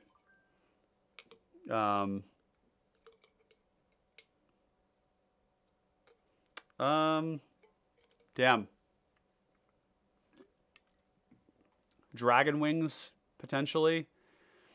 The thing about Dragon Wings that is so dirty is if we hit the Throne of the Dead 3, we can cycle Dragon Wings into the graveyard, flip a fatty into play, and then immediately put it onto the creature. Dragon Wings is so good. And Security Bypass is good too, although, I mean, Security Bypass is nuts. This is basically like a free way to draw another card every turn, because we're going to stack the triggers, deal the damage, put the counter. I like these cards are great. It's Dirge of the Dead's great. Fleshback Marauder's great. We don't have Curfew, but we also don't have a lot of ETBs, so that's okay. We could go down to 34 lands? I don't know. I don't know about that, chat. I have 2 commanders. Yeah, Crypt Rats is kind of a funny one. Crypt Rats is there to as like a failsafe. I don't feel like I don't think I feel comfortable going like playing this deck without some form of like sweeper. Yeah, it deals X damage where X is the amount of black mana you spent, and it deals X damage to each creature and each player. The problem with this is that anything over 2 is going to start to deal significant damage to our board, like killing all of our zombies, things like that. So maybe there's an argument the Suffocating Fumes is better, but like if somebody has like a chonky creature deck, then we can block them, block. Crypt Rats can kind of reset the board. I just don't like that Crypt Rats is like killing our commander. It's killing all our zombies. It is a creature though, so it's pretty cool. You can like, you can bring it back with Tortured Existence, and you could like burn the board out with that. Like if you'd cast Gary at any point in time, then you have all this extra life, and you can Crypt Rats a couple times. It'd be like, well, it's over multiple turns, I guess. Maybe this should be Suffocating Fumes, because Suffocating Fumes draws cards.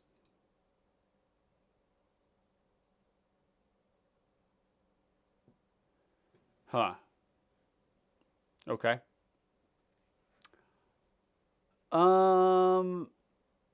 Okay, in terms of colors, what do we have here? Let's go mostly black.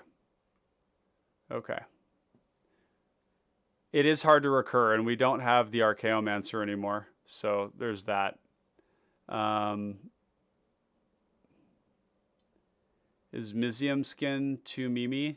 Cartouche of Ambition could be kind of a meme, although Cartouche of Ambition does give the +1/+1. Oh, the other one does too. The -1/-1 literally doesn't matter. I don't want to cut life gain, but we got to get down lower. What about type creature, O gain, O life? Let's see what we get from there. Because I want to be cognizant of the fact that like this deck has always had life total problems.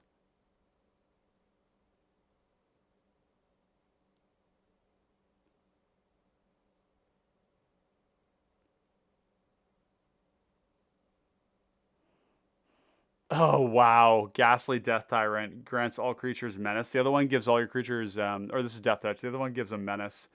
That's pretty cool. Kaya's Ghost Form trigger Tormod. Yes, it does. Would that be good protection? I don't like cards like Kaya's Ghost Form because when you play protection proactively, it invites 2-for-1s. Because what it does is it says like your removal will no longer work on this commander, and if you want to kill it, you need to kill it now. And that actually causes people to make really bad decisions where they like kill your commander with like their premium removal and then lose to the combo deck. And I don't like that. Yeah, I don't like that.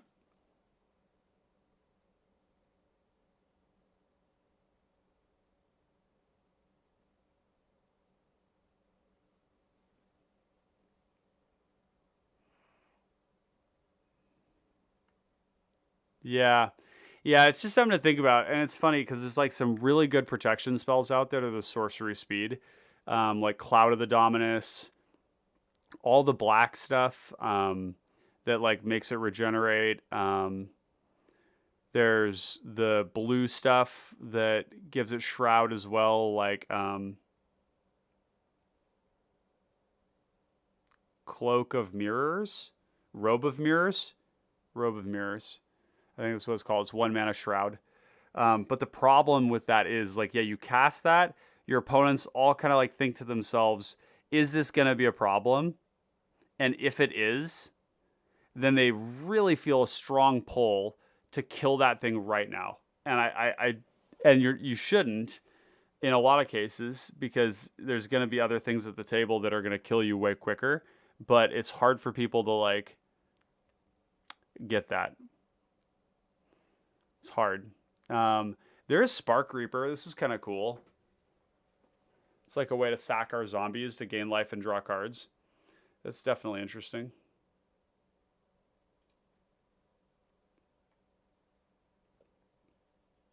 Vampire Sovereign is another card I'm a huge fan of. Vampire Spawn, both of these. This is kind of interesting. Vermin Gorger is actually pretty good alongside our zombies because we can attack with the zombies, whatever zombie they block to kill, we sack it and hit everybody for 2 and gain 2 life. That's kind of cool. Alex says it's an opportunity for the 2-for-1, and the door on the option of the doing so is to be presented with closing so that people go for it because it's there. Exactly. It's like it's happening right now, so I'm going to do it instead of like, this is what this removal spell is for. Like, and I'll communicate that in games. I'll usually say like, hey, this Aether Spellbomb, this thing that I have here, it's not for you. It's for the Gretchen player, and it's all I have right now. So if you force me to use it on your thing because I can't take your damage, then you are denying yourself the answer and forcing you to have another answer to the combo player. So that's the way I look at it. Yeah, it just doesn't feel good either when you like cast your protection spell on your commander and somebody kills it. You really want to focus on cards like Benevolent Blessing, Chomano's Blessing, Alexi's Cloak, these ones that are instant speed.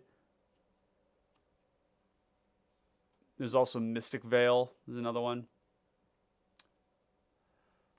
Let's see. Life gain is something I wish we could put more of in here, but I don't think we're gonna. We have to cut 3 more cards. It could be Changeling Outcast.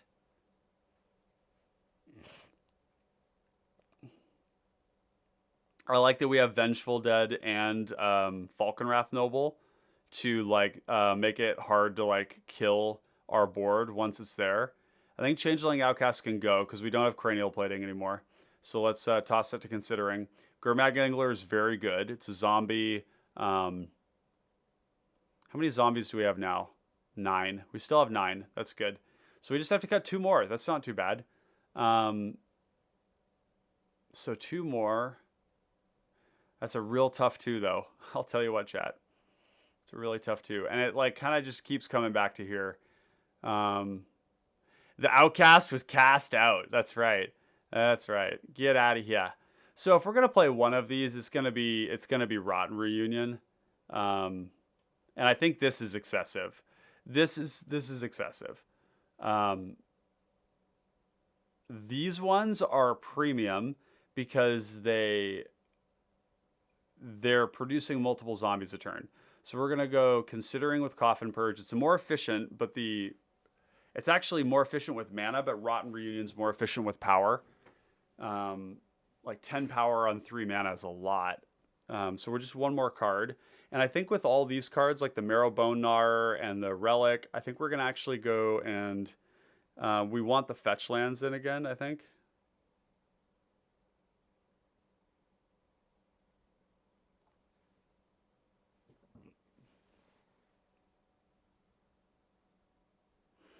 We could like shave on Mistvault Bridge.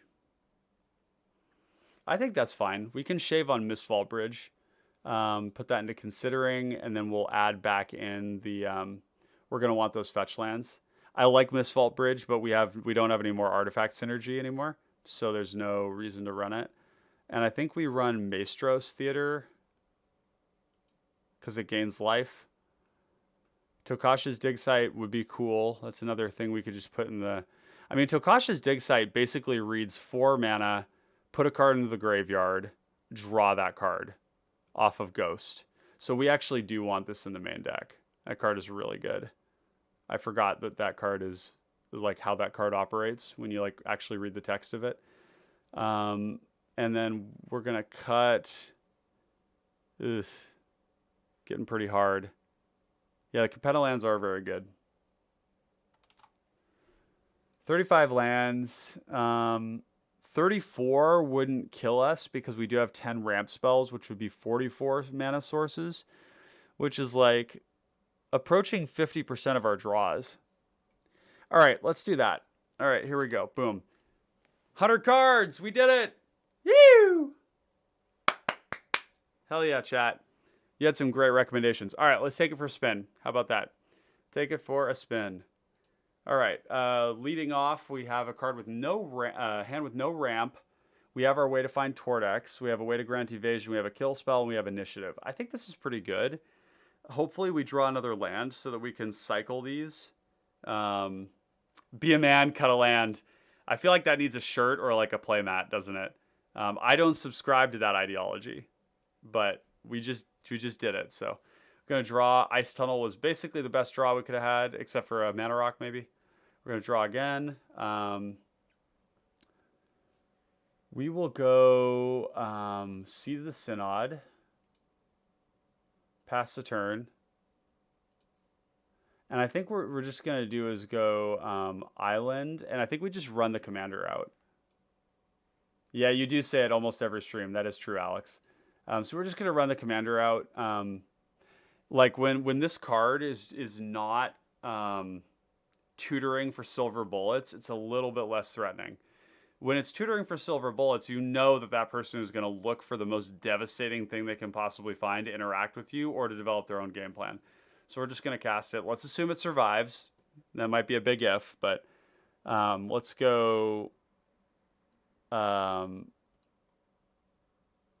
we don't need both of these anymore, and we have a lot of blue mana. So what we're going to do is go 1, 2, security. Security bypass is pretty scary, though. I don't want to spook people. So maybe what we do is we go land 1, 2, 3, Dizzy Spell for Tortex. This goes in graveyard. We cast Tortex. And we go and we fight. We get Dizzy Spell back. Go to our turn.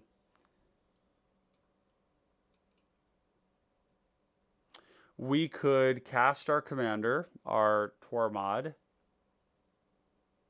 We don't have any creatures to use Tortex with right now, so it's a little awkward. And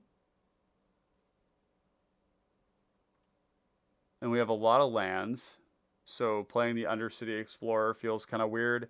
I feel like the answer right now is to go Swamp Tormod. And this does expose us to removal, but if we lose one of them, we can replay it the next turn with all the lands we have. And then we just sit back, we don't attack, we draw. I think what we want to do is go 1, 2, 3, transmute Dizzy Spell, go Relic. Although it's funny, we don't have anything in the graveyard right now. So what we wanted to do actually instead was to keep this in hand and play this out. Yeah, because then what we can do is cycle this card to draw a card. We get this with the Dizzy Spell. And we don't really need Dizzy Spell anymore. So we got Intervene. So we'll go 1 mana Relic. Combat, get back. We already have this, so we can get back Dizzy Spell, which can get us Executioner's Capsule. So we'll get this back. We'll make a zombie token. Tapped. And then we're probably going to need to protect our commander here at some point. So we're going to cast this, and then we're going to relic, exiling our Baronmore, which is going to make another one of these. And then we're going to draw a card. We're already seeing that we don't have anything to do with Tortured Existence, which feels kind of bad. But I feel like that's just the draw we've got. Look, we've got all the transmute spells showed up to hang out. Tortured Existence does do a cool thing too, though, where we can, like, if they kill our commander, it goes to the graveyard, and then we can swap the commander with, like, Underdark Explorer to, like, not pay the command tax, which is cool. So let's go security bypass here. Go to combat. They probably try to interact with us at this point because it's kind of spooky. So we go muddle the mixture to protect. It connects. We draw a card. We discard a card. And it's going to be like just Tokasha's dig site.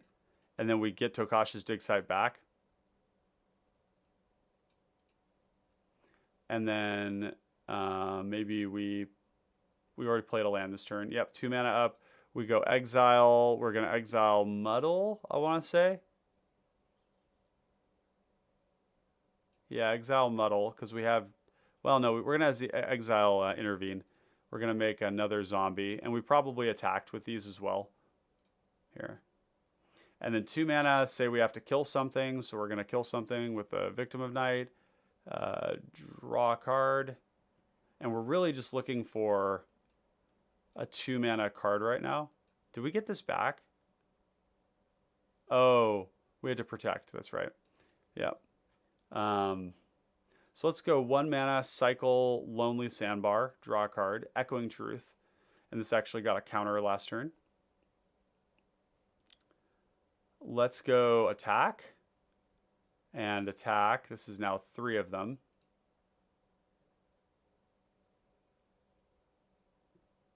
Although these are probably better on blocking duty until we get to a critical mass. But yeah, say we attack. And then we're going to get this back. And we're going to make a zombie. And then we're going to play this land. Pop that land back into hand. And then I think we just run out the Underdark Explorer now. We're going to go and get a swamp. And this is going to get a counter because of security bypass. And then we're going to exile something from our graveyard, probably the Victim of Night. We're going to make another zombie. And then we draw a card. So now we have 5 zombies. Treasure Cruise. Man, our graveyard's really light right now. It's really light. It's like we don't have enough stuff in there.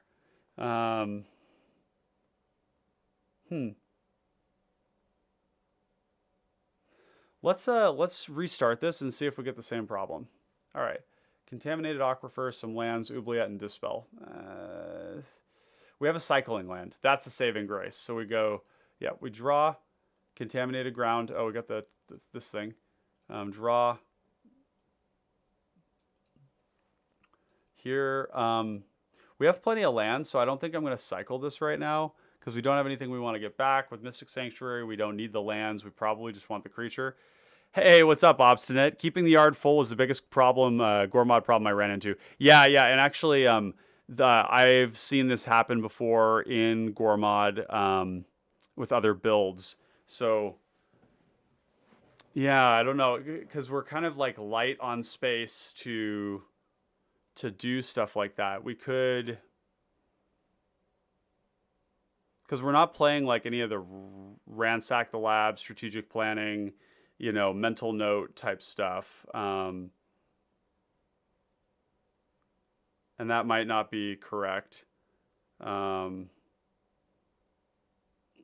the interesting thing is, one thing to think about, Tortex only needs there to be 2 creatures, 1 in your hand, 1 in the graveyard, for it to work.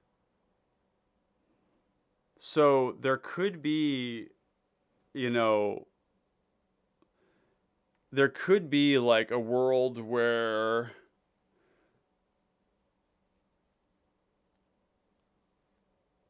I mean, okay, there's a couple of things. There's like lots of ways we can loot or surveil. We could play Cruel Witness, which is the 4 mana 3/3. Every time you cast a non-creature, you surveil one, which is basically Dragon's Rage Channeler for 4 on a flyer. That would fill the graveyard potentially while being like a form of like card searching on a creature. We could play Academy Wall, which is pretty appealing too. Academy Wall is starting to sound really good. Because what I want to do is I want to preserve the fact that we're playing a lot of creatures, and but have those creatures have ways to like look for things in a looting kind of a format. Let's play the rest of this. So we got a boomerang, 1, 2, 3, 4, 5, 6, 7. So we drawing a card for turn, island, and I think we're actually gonna wait one more turn because we want to be able to protect it. So maybe we have to like bounce something, maybe, I don't know, or maybe we oubliette something. Let's just say that. Say we oubliette something because we got Gary. And then we're going to go land, cast Ghost, and then we're holding up Dispel. Say we have to use it, draw, and then we go land into 1, 2, 3, 4 into Ghormod or into Tormod.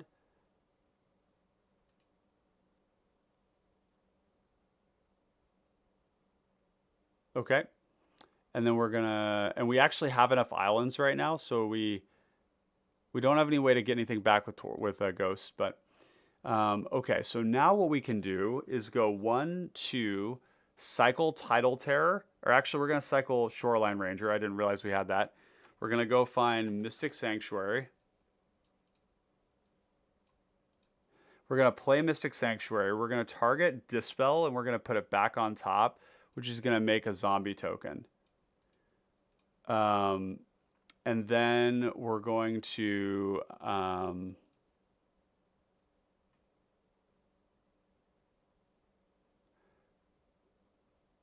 go to combat, get it back, make a zombie token. I like that quite a bit. And now we have mana up here for Confound and Boomerang. And then if we don't, we can cycle this again. Because we don't need to do it. Yeah. Okay. So yeah, say we have to Confound to protect something. We draw that. Wait, didn't we put Dispel on top? Yeah, we put Dispel on top. Did I shuffle? I probably shuffled. So this goes in here. Where's my Dispel?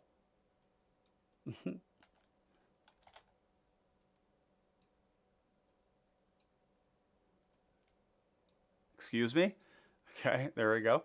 And then say we just cycle the Shoreline Ranger, and let's go just get an island, another untapped land for next turn. What about Jace's Erasure? Not the card selection, but we draw from a lot of our cycling. Does that mill every time we draw? It's probably not. Yeah, if it's not card selection, I don't think we want it. Because we really want to be selective about what we do and don't take. We're going to play this Swamp. And I think at this point we can go ahead and cast our Tidal Terror. Like that. Swing. We could also just draw another card, but we have so many... Maybe this isn't what we want to do right now. Let's hold up, actually. Untap. We want to make more zombies. And then once we have lots of zombies, we can tap them down to make this unblockable. This actually translates to more damage with the zombies. So if you attack with this and you're not going to get through, you can instead tap 2 zombies and deal 5 instead of 4. Or 5 instead of nothing, which is pretty cool. So we attack. Say we attack here. And actually what we want to do is go 1, 2, cycle this, draw a card, swing, swing, get this back. And I don't think we're going to... We don't have any other sources of draw, so we do want to hold on to this and do it every turn. And then let's just cast a Gary. 1, 2, 3, 4, 5. So gain a bunch of life, pass the turn. Marrow Bone Gnar is pretty cool here. Marrow Bone Gnar. Go to combat. We're going to swing. We're going to draw a card first. Swing. Oh, and actually we got this thing back this last turn, so we got that. We're going to get the Polluted Mire back. It's going to make another zombie. This is going to be a tapped zombie, though. Like that. And then what we probably want to do at this point is play a land out. 1, 2, 3, 4. Now the Vicious Battle Rager is pretty damn good. We're going to go get a swamp. And then we're going to pass the turn. Yeah. We'll probably have to defend ourselves with this spell. Opening of our next turn, we're definitely going to get counters. And we're going to put them on the ghost. Crypt Rats, kind of an awkward draw right now while we're seemingly ahead. But that's okay. Sometimes you need to have cards in your deck that are like bad when you're ahead, but like generically do something important. I think at this point, I want to just attack. Oh, yeah, attack. This is actually going to be 4 now. And then we're going to go 1, 2, 3, 4, 5, 6. Tidal Terror. Oh, and actually before combat damage, what we want to do is go 1, 2, cycle this, draw a card, get this back, make a zombie, pay 6, Tidal Terror, and then we're going to go Marrow Bone Gnar at end of turn to exile Confound. Can make another zombie. These are tapped, of course. And then, yeah, come to our turn. We probably still have the initiative. So, like goading or maybe hitting somebody for 5, one of the two. Drawing a lot of lands. A lot of lands, no rocks in the beginning. Kind of awkward. If we got Tortex right now, we would have 2 creatures, which is pretty cool. And we'd have the ability to go 1, 2, 3, 4, 5 and make 10 power every turn. Like Tortex just like ends the game in this deck. On second thought, Merfolk Secret Keeper, even if we had to mill something we don't want to, can get it back with Ghost. Oh!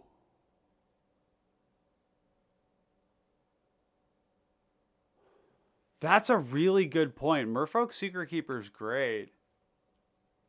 There's also like other cards like the crabs, like Iceberg Cancerix if we went Snowlands, where we could like mill 2 into our yard and then pick one of them. It'd be like a sleight of hand effect kind of. Merfolk Secret Keeper is good. Yeah. Interesting.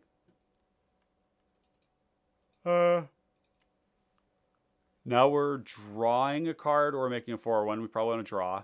And then we're going to draw again off of this. Get this. Cast that.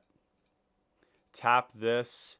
Tap that. Exile Dispel out of our graveyard to make a zombie. Tapped zombie. Oh, wait. Tap zombie. Tap this and probably one of these zombies to make this unblockable. Attack, get this back. And I think at this point we just probably go 1, 2, cycle this to draw another card and just ditch the the card advantage engine.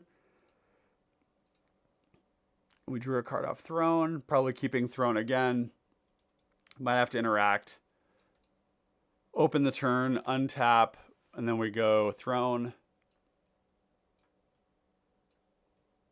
Wow.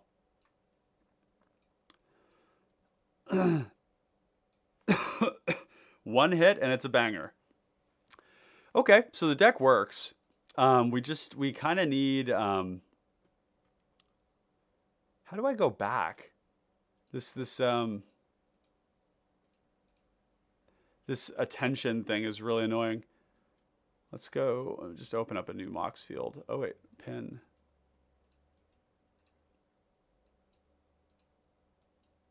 Oh no! No, chat, I should have done that. No, wait, Control T.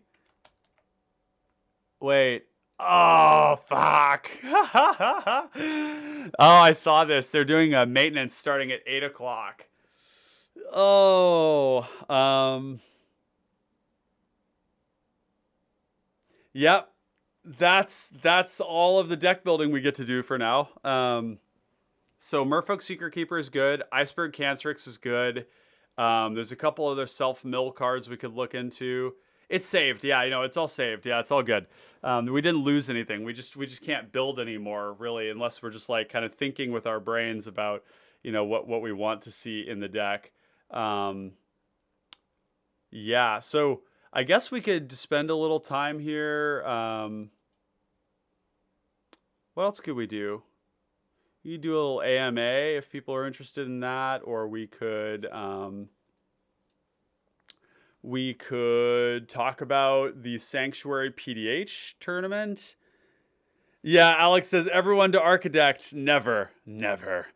I found my home with Moxfield. I have been on so many freaking deck building softwares, and I've swapped so many times where I had to bring everything over and port everything over, and I'm just really glad that Moxfield is just so damn good, because I don't want to use anything else.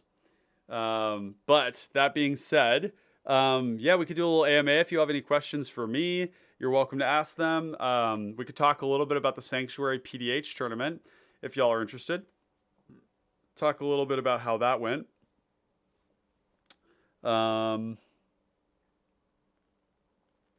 Yeah, I guess for those of you who are here, I'm actually pretty excited to let you all know I'm going to be doing an interview tonight at 10 o'clock. 10 o'clock, you might ask. Why? Why 10 o'clock, Papa? Why would you be doing an interview at 10 o'clock? Because the person who's interviewing me is in a different time zone, and they're a much, much bigger channel than mine. They do a lot of really good cEDH content. You probably all have enjoyed some of their content before. And so I'm really excited to be doing something with them. So you may see me featured on another channel at some point here with a deck tech. So that's coming up. I hope we get another Sanctuary PDH tournament here someday soon. That'd be fun. That was a great tournament. I think so I'll just tell you about the tournament. Game 1. Let me pull up my notes here actually. Let's see, notes.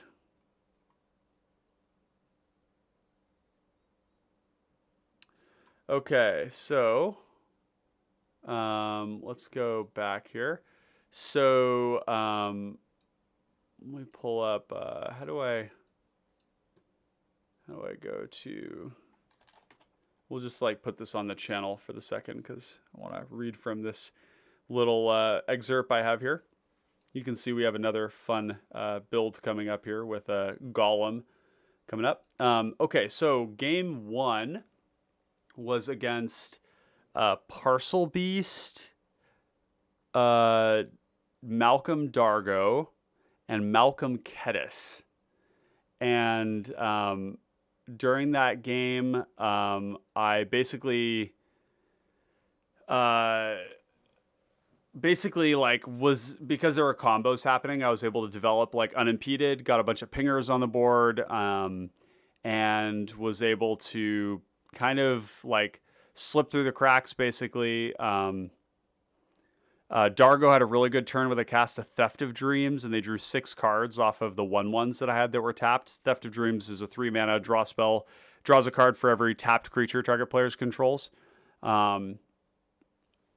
Islane was able to apply pressure in the air, while my Firebrand Archer, Tandem Lookout, basically drew me a bunch of cards. Did the Curiosity combo. On the turn where Malcolm Kedis comboed off, they had the Curiosity combo. And everybody was at 8, 8, and 10. And there was a crazy 12-card stack where I presented 3 counter spells to a Fiery Cannonade that was going to kill all my shit. And it was really epic. Cast a ton of different spells, made a bunch of triggers, killed 2 of the 3 people, and then used my final counter spell on the breath weapon once all the mana was tapped out, which is pretty cool. So I was able to win the game there. That was good. Opening hand was 3 lands, a Network Terminal, Springleaf Drum. I'll actually pull this over here so you all can see it. I wrote down all my notes as I was playing. And that was just a fantastic game. Opening hand was 3 lands, Network Terminal, Springleaf Drum, and Resculpt, and a Kessig Flame Breather. So basically I went turn 2, I went TPI. Turn 3, I went Network Terminal, Springleaf Drum, which set me up really, really well, because even if they killed the TPI, then I would just be able to recast it. And then I got the Flame Breather down. I drew some powerful stuff. I drew a Shared Discovery, which is the 1-mana draw 3. And then with that, I hit a Of One Mind, and I think maybe like a Meeting of Minds, one of the two. Or maybe it was Of One Mind and Thoughtcast. I hit both, and I just drew a lot of cards. So the Pingers ended up winning the game for me. I had 2 of them in play. Game 2, I had two mountains, 1 island, Secrets of the Golden City, Witty Roastmaster, Springleaf Drum, and Aether Spellbomb. And this was kind of a salty game for me. I strongly felt that I was headhunted in this match. The opponents were Dargo Keleth. We had Abdel Swordcoast Serpent, and then we had... what was the other player on? Gretchen. That was it. And the way I looked at it when I started the game, and I actually said this at the beginning, I said, oh, that's great. Looks like Dargo and Keleth and I are friends, and that we're going to be like pressuring the combo players, because we had a Gretchen and we had an Abdel. And from turn 2 or 3 onward, they had a really fast start. The Dargo Keleth, I think it was turn 3, they produced a Dargo and immediately began hitting me with it. And it turned out they had no answers in their hand to the combo players. I had answers on board. I had Aether Spellbomb. I had counter spells. I had removal. And they basically kind of brainlessly swung at me every turn of the game and made me use my Aether Spellbomb. Made me use my removal, which they protected against, made me use my creatures as blockers instead of attackers when I could have been attacking the combo players. And then promptly we all died to combo and they didn't have any answer to it. And it was like, I'm pretty sure that person just wanted me to lose, which was a pretty big feel bad. And I actually did talk to the tournament organizer about it afterwards, because I was like, this person had no answer to the combo players and they didn't attack them at all. And they attacked me the whole time. And I kind of tried to communicate with them that it was, not working, but it is what it is. So I ended up losing that game. The combo players ran away with it, as was expected, kind of played out as I anticipated. Game 3 was Parcel Beast, Gretchen, and Satyr Enchanter. And this one, I had another, look at all just great opening hands. Volatile Fjord, 2 mountains, are a pinger, a removal spell, draw spell, massive raid. I flooded really bad. I hit 10 lands over the course of the game and didn't draw any draw spells aside from Opt, which was a bummer. We had no way to pressure Gretchen or Parcel Beast, because Parcel Beast drew all of their 13 untappers. I think it was 13. It was very abnormal, but they were drawing, they had one turn where I think they drew 15 cards in one turn. There was one really key turn where the Satyr Enchanter slipped up a bit, and they cast their they loaded up their Satyr Enchanter with two of the biggest buffs in their whole deck, which are Ethereal Armor and Ancestral Mask on the Satyr Enchanter while there was an Aether Spellbomb in play. And that's tough. Like, that's a hard lesson to learn. But, like, A, you don't want to load up your Satyr Enchanter, generally speaking, because your Satyr Enchanter is the card drawing all your cards. And if your opponent can get even more value from killing one of your creatures, as in you lose all the auras and you lose the engine, that's not good for you. You want to load up something stupid with an Ancestral Mask. You turn, like, your 1/1 Spirited Companion into a 12/12. Or you turn your, something like that. Like your Blessed Hippogriff. You like put Ethereal Armor, and now it's an 8/9 flying first strike. That's what you want to do. They didn't. The Aether Spellbomb was used. They were sent to the Stone Age, and we had no pressure at all. And basically, the combo players sat there and stared at each other. I had Interaction in hand. I had the Echoing Truth, and I had the Massive Raid, both of which I was forced to use because we were going to die, which felt bad because it felt like Massive Raid was one of the only ways I could get back into the game by like killing somebody on the stack with my tokens. But I didn't even have that many. I wasn't casting enough spells. It was a pretty slow game, and we actually ended up going to time. The combo player wasn't, one of the combo players wasn't able to win on that turn, and then we just went to time. So went to time on that one, got a draw. The draw is what got me into the finals, though, because I got a point instead of no points, and I ended up sneaking a victory there, basically. Game 4 was the finals. We had Abdel, Sword Coast Sailor. We had which was piloted by Gator, and we had Clay, who was on Malcolm Dargo, and then we had another player who was on. It was Rusty, and Rusty was on. Oh shoot, was it Gretchen? Yeah, it was Gretchen. Yep, Rusty was on Gretchen, and they like Lotus Petaled out an untapper, and then didn't really like do anything for the most part. They just kind of like made their Gretchen. They didn't get any combo cards apparently. They didn't get enough auras. That was the big problem. But Abdel had a very fast start. Like I think it was turn 2 Rock, turn 3 Rock, turn 4 Abdel with some Spirited Companion and a Larder Zombie. It was like a lot. And they made some huge number of tokens. Ended the game with like 14 tokens. I was able to unimpeded like develop the whole game. I had a makeshift munitions on turn 2, had a Reckless Fireweaver, was able to do some stuff. Got down to the end, and it was pretty low resources. And it was Clay, myself, and Gator. And the Gretchen player died to the pings, just kind of died because they didn't do anything. And I could have won this game. After 8 hours of Magic, I was pretty toast. So I think there was an element of this where I was, and we had the judge watching too. So it was we needed to play more. We needed to play quickly, and we wanted to get it over with. And there was one turn where I could have chosen to hold up 3 mana instead of 1, but I chose instead to play out a pinger because I thought I would need the pinger to kill the Abdel player, Gator, on the next turn by just like sheer force of spells. Like cast like 4 spells, take them from 7 to 0. But the reality is that if I had kept up the 3 mana, I had Dispel, or no, I had Pyroblast, Metallic Rebuke, and Spell Pierce. And unfortunately I didn't, and I ended up losing the game for it. But it was a good lesson. And the funny thing is that Metallic Rebuke and Spell Pierce and Pyroblast were all cards that I recently brought in for the exact purpose of combo. So even though I didn't use the spells properly, had I done it, I would have won the tournament. And so I think that tells me that those cards are actually quite good. Pyroblast is nice because you can target anything with it, and you don't need like a valid target. Basically, you just need any spell, any permanent or any spell. You just target it and you get a token. So that's pretty cool. It means you can always cast a spell.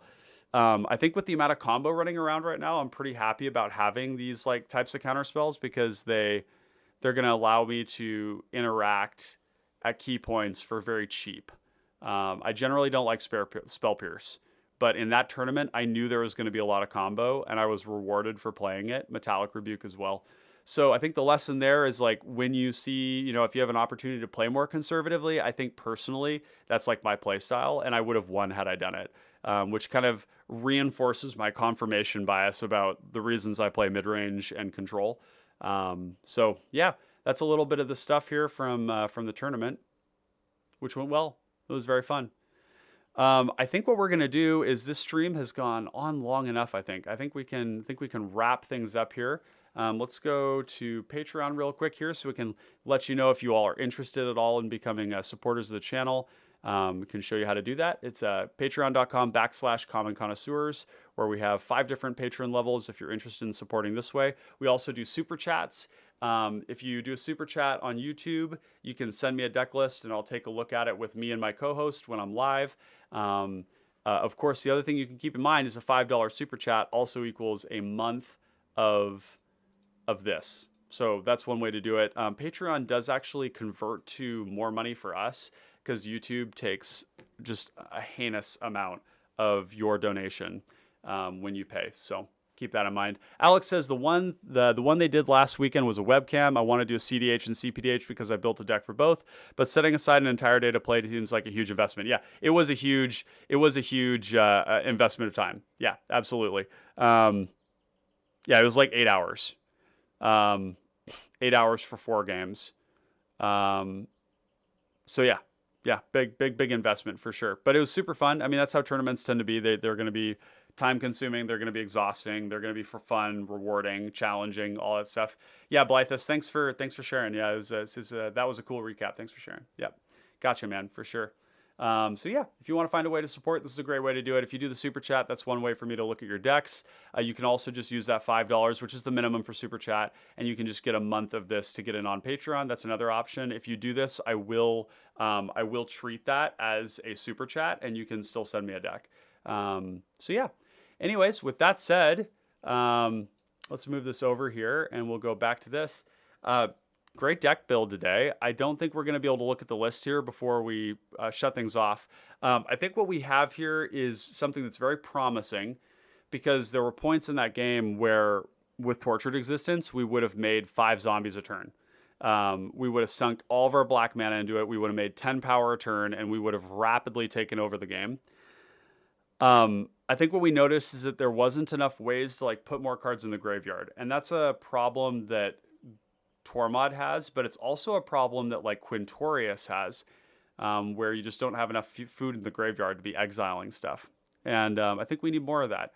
So that'll be our next thing, probably Merfolk, Secret Keeper, some other things like that. But this starting place is one that I'm really happy with. And I think that if you're going into an open meta, this build that we're working on here, once it's constructed and fully refined, is going to be the way to play Ghormod. If you're in a tournament setting and you feel like there's going to be a lot of combo, then I would consider playing the normal build of Ghormod that I have under my Mox Field, or the one that Crash MTG has on Mox Field. Either one of those is going to be good. Mine has a bit more life gain related stuff. I think Crash tends to be more of a combo meta. He operates in more of a combo meta. So the life gain is just like not that relevant. But in the broader meta out there, we're getting, like Gut is a very, very commonly played deck that's very powerful, and you need ways to gain life. So for an open meta, choose, for a tournament meta where you think there might be a little bit of aggro in it, you choose my version. If you think it's going to be all combo, choose Crashes. If you're in an open meta or an open tournament meta where you anticipate there to be like a lot of different things, then I think that this build that we're working on here in the future is going to be the way to go. So, yeah. Now with that, I really want to thank you all for hanging out. I know you've just a couple of you who've made it till the end with me. Oh, we still got 3 of you.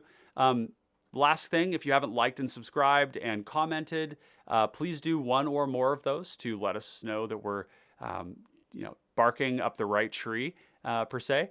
If you want to support us, check out the Patreon. If you haven't joined the Discord, do so. You can follow me on Twitter as well at @PapaPauper with an underscore in between, @Papa_Pauper, to see some of my thoughts and to see notifications of when I'm going to be putting out content.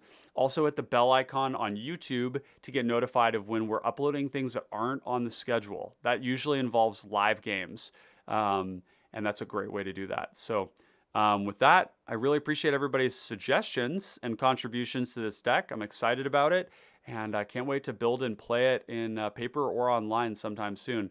But with that, Connoisseurs of Fine Common Cardboard, thank you so much for sticking around. Hope you're having a great evening, day, morning, wherever you are in the world, and we'll catch you on the flip side. Peace.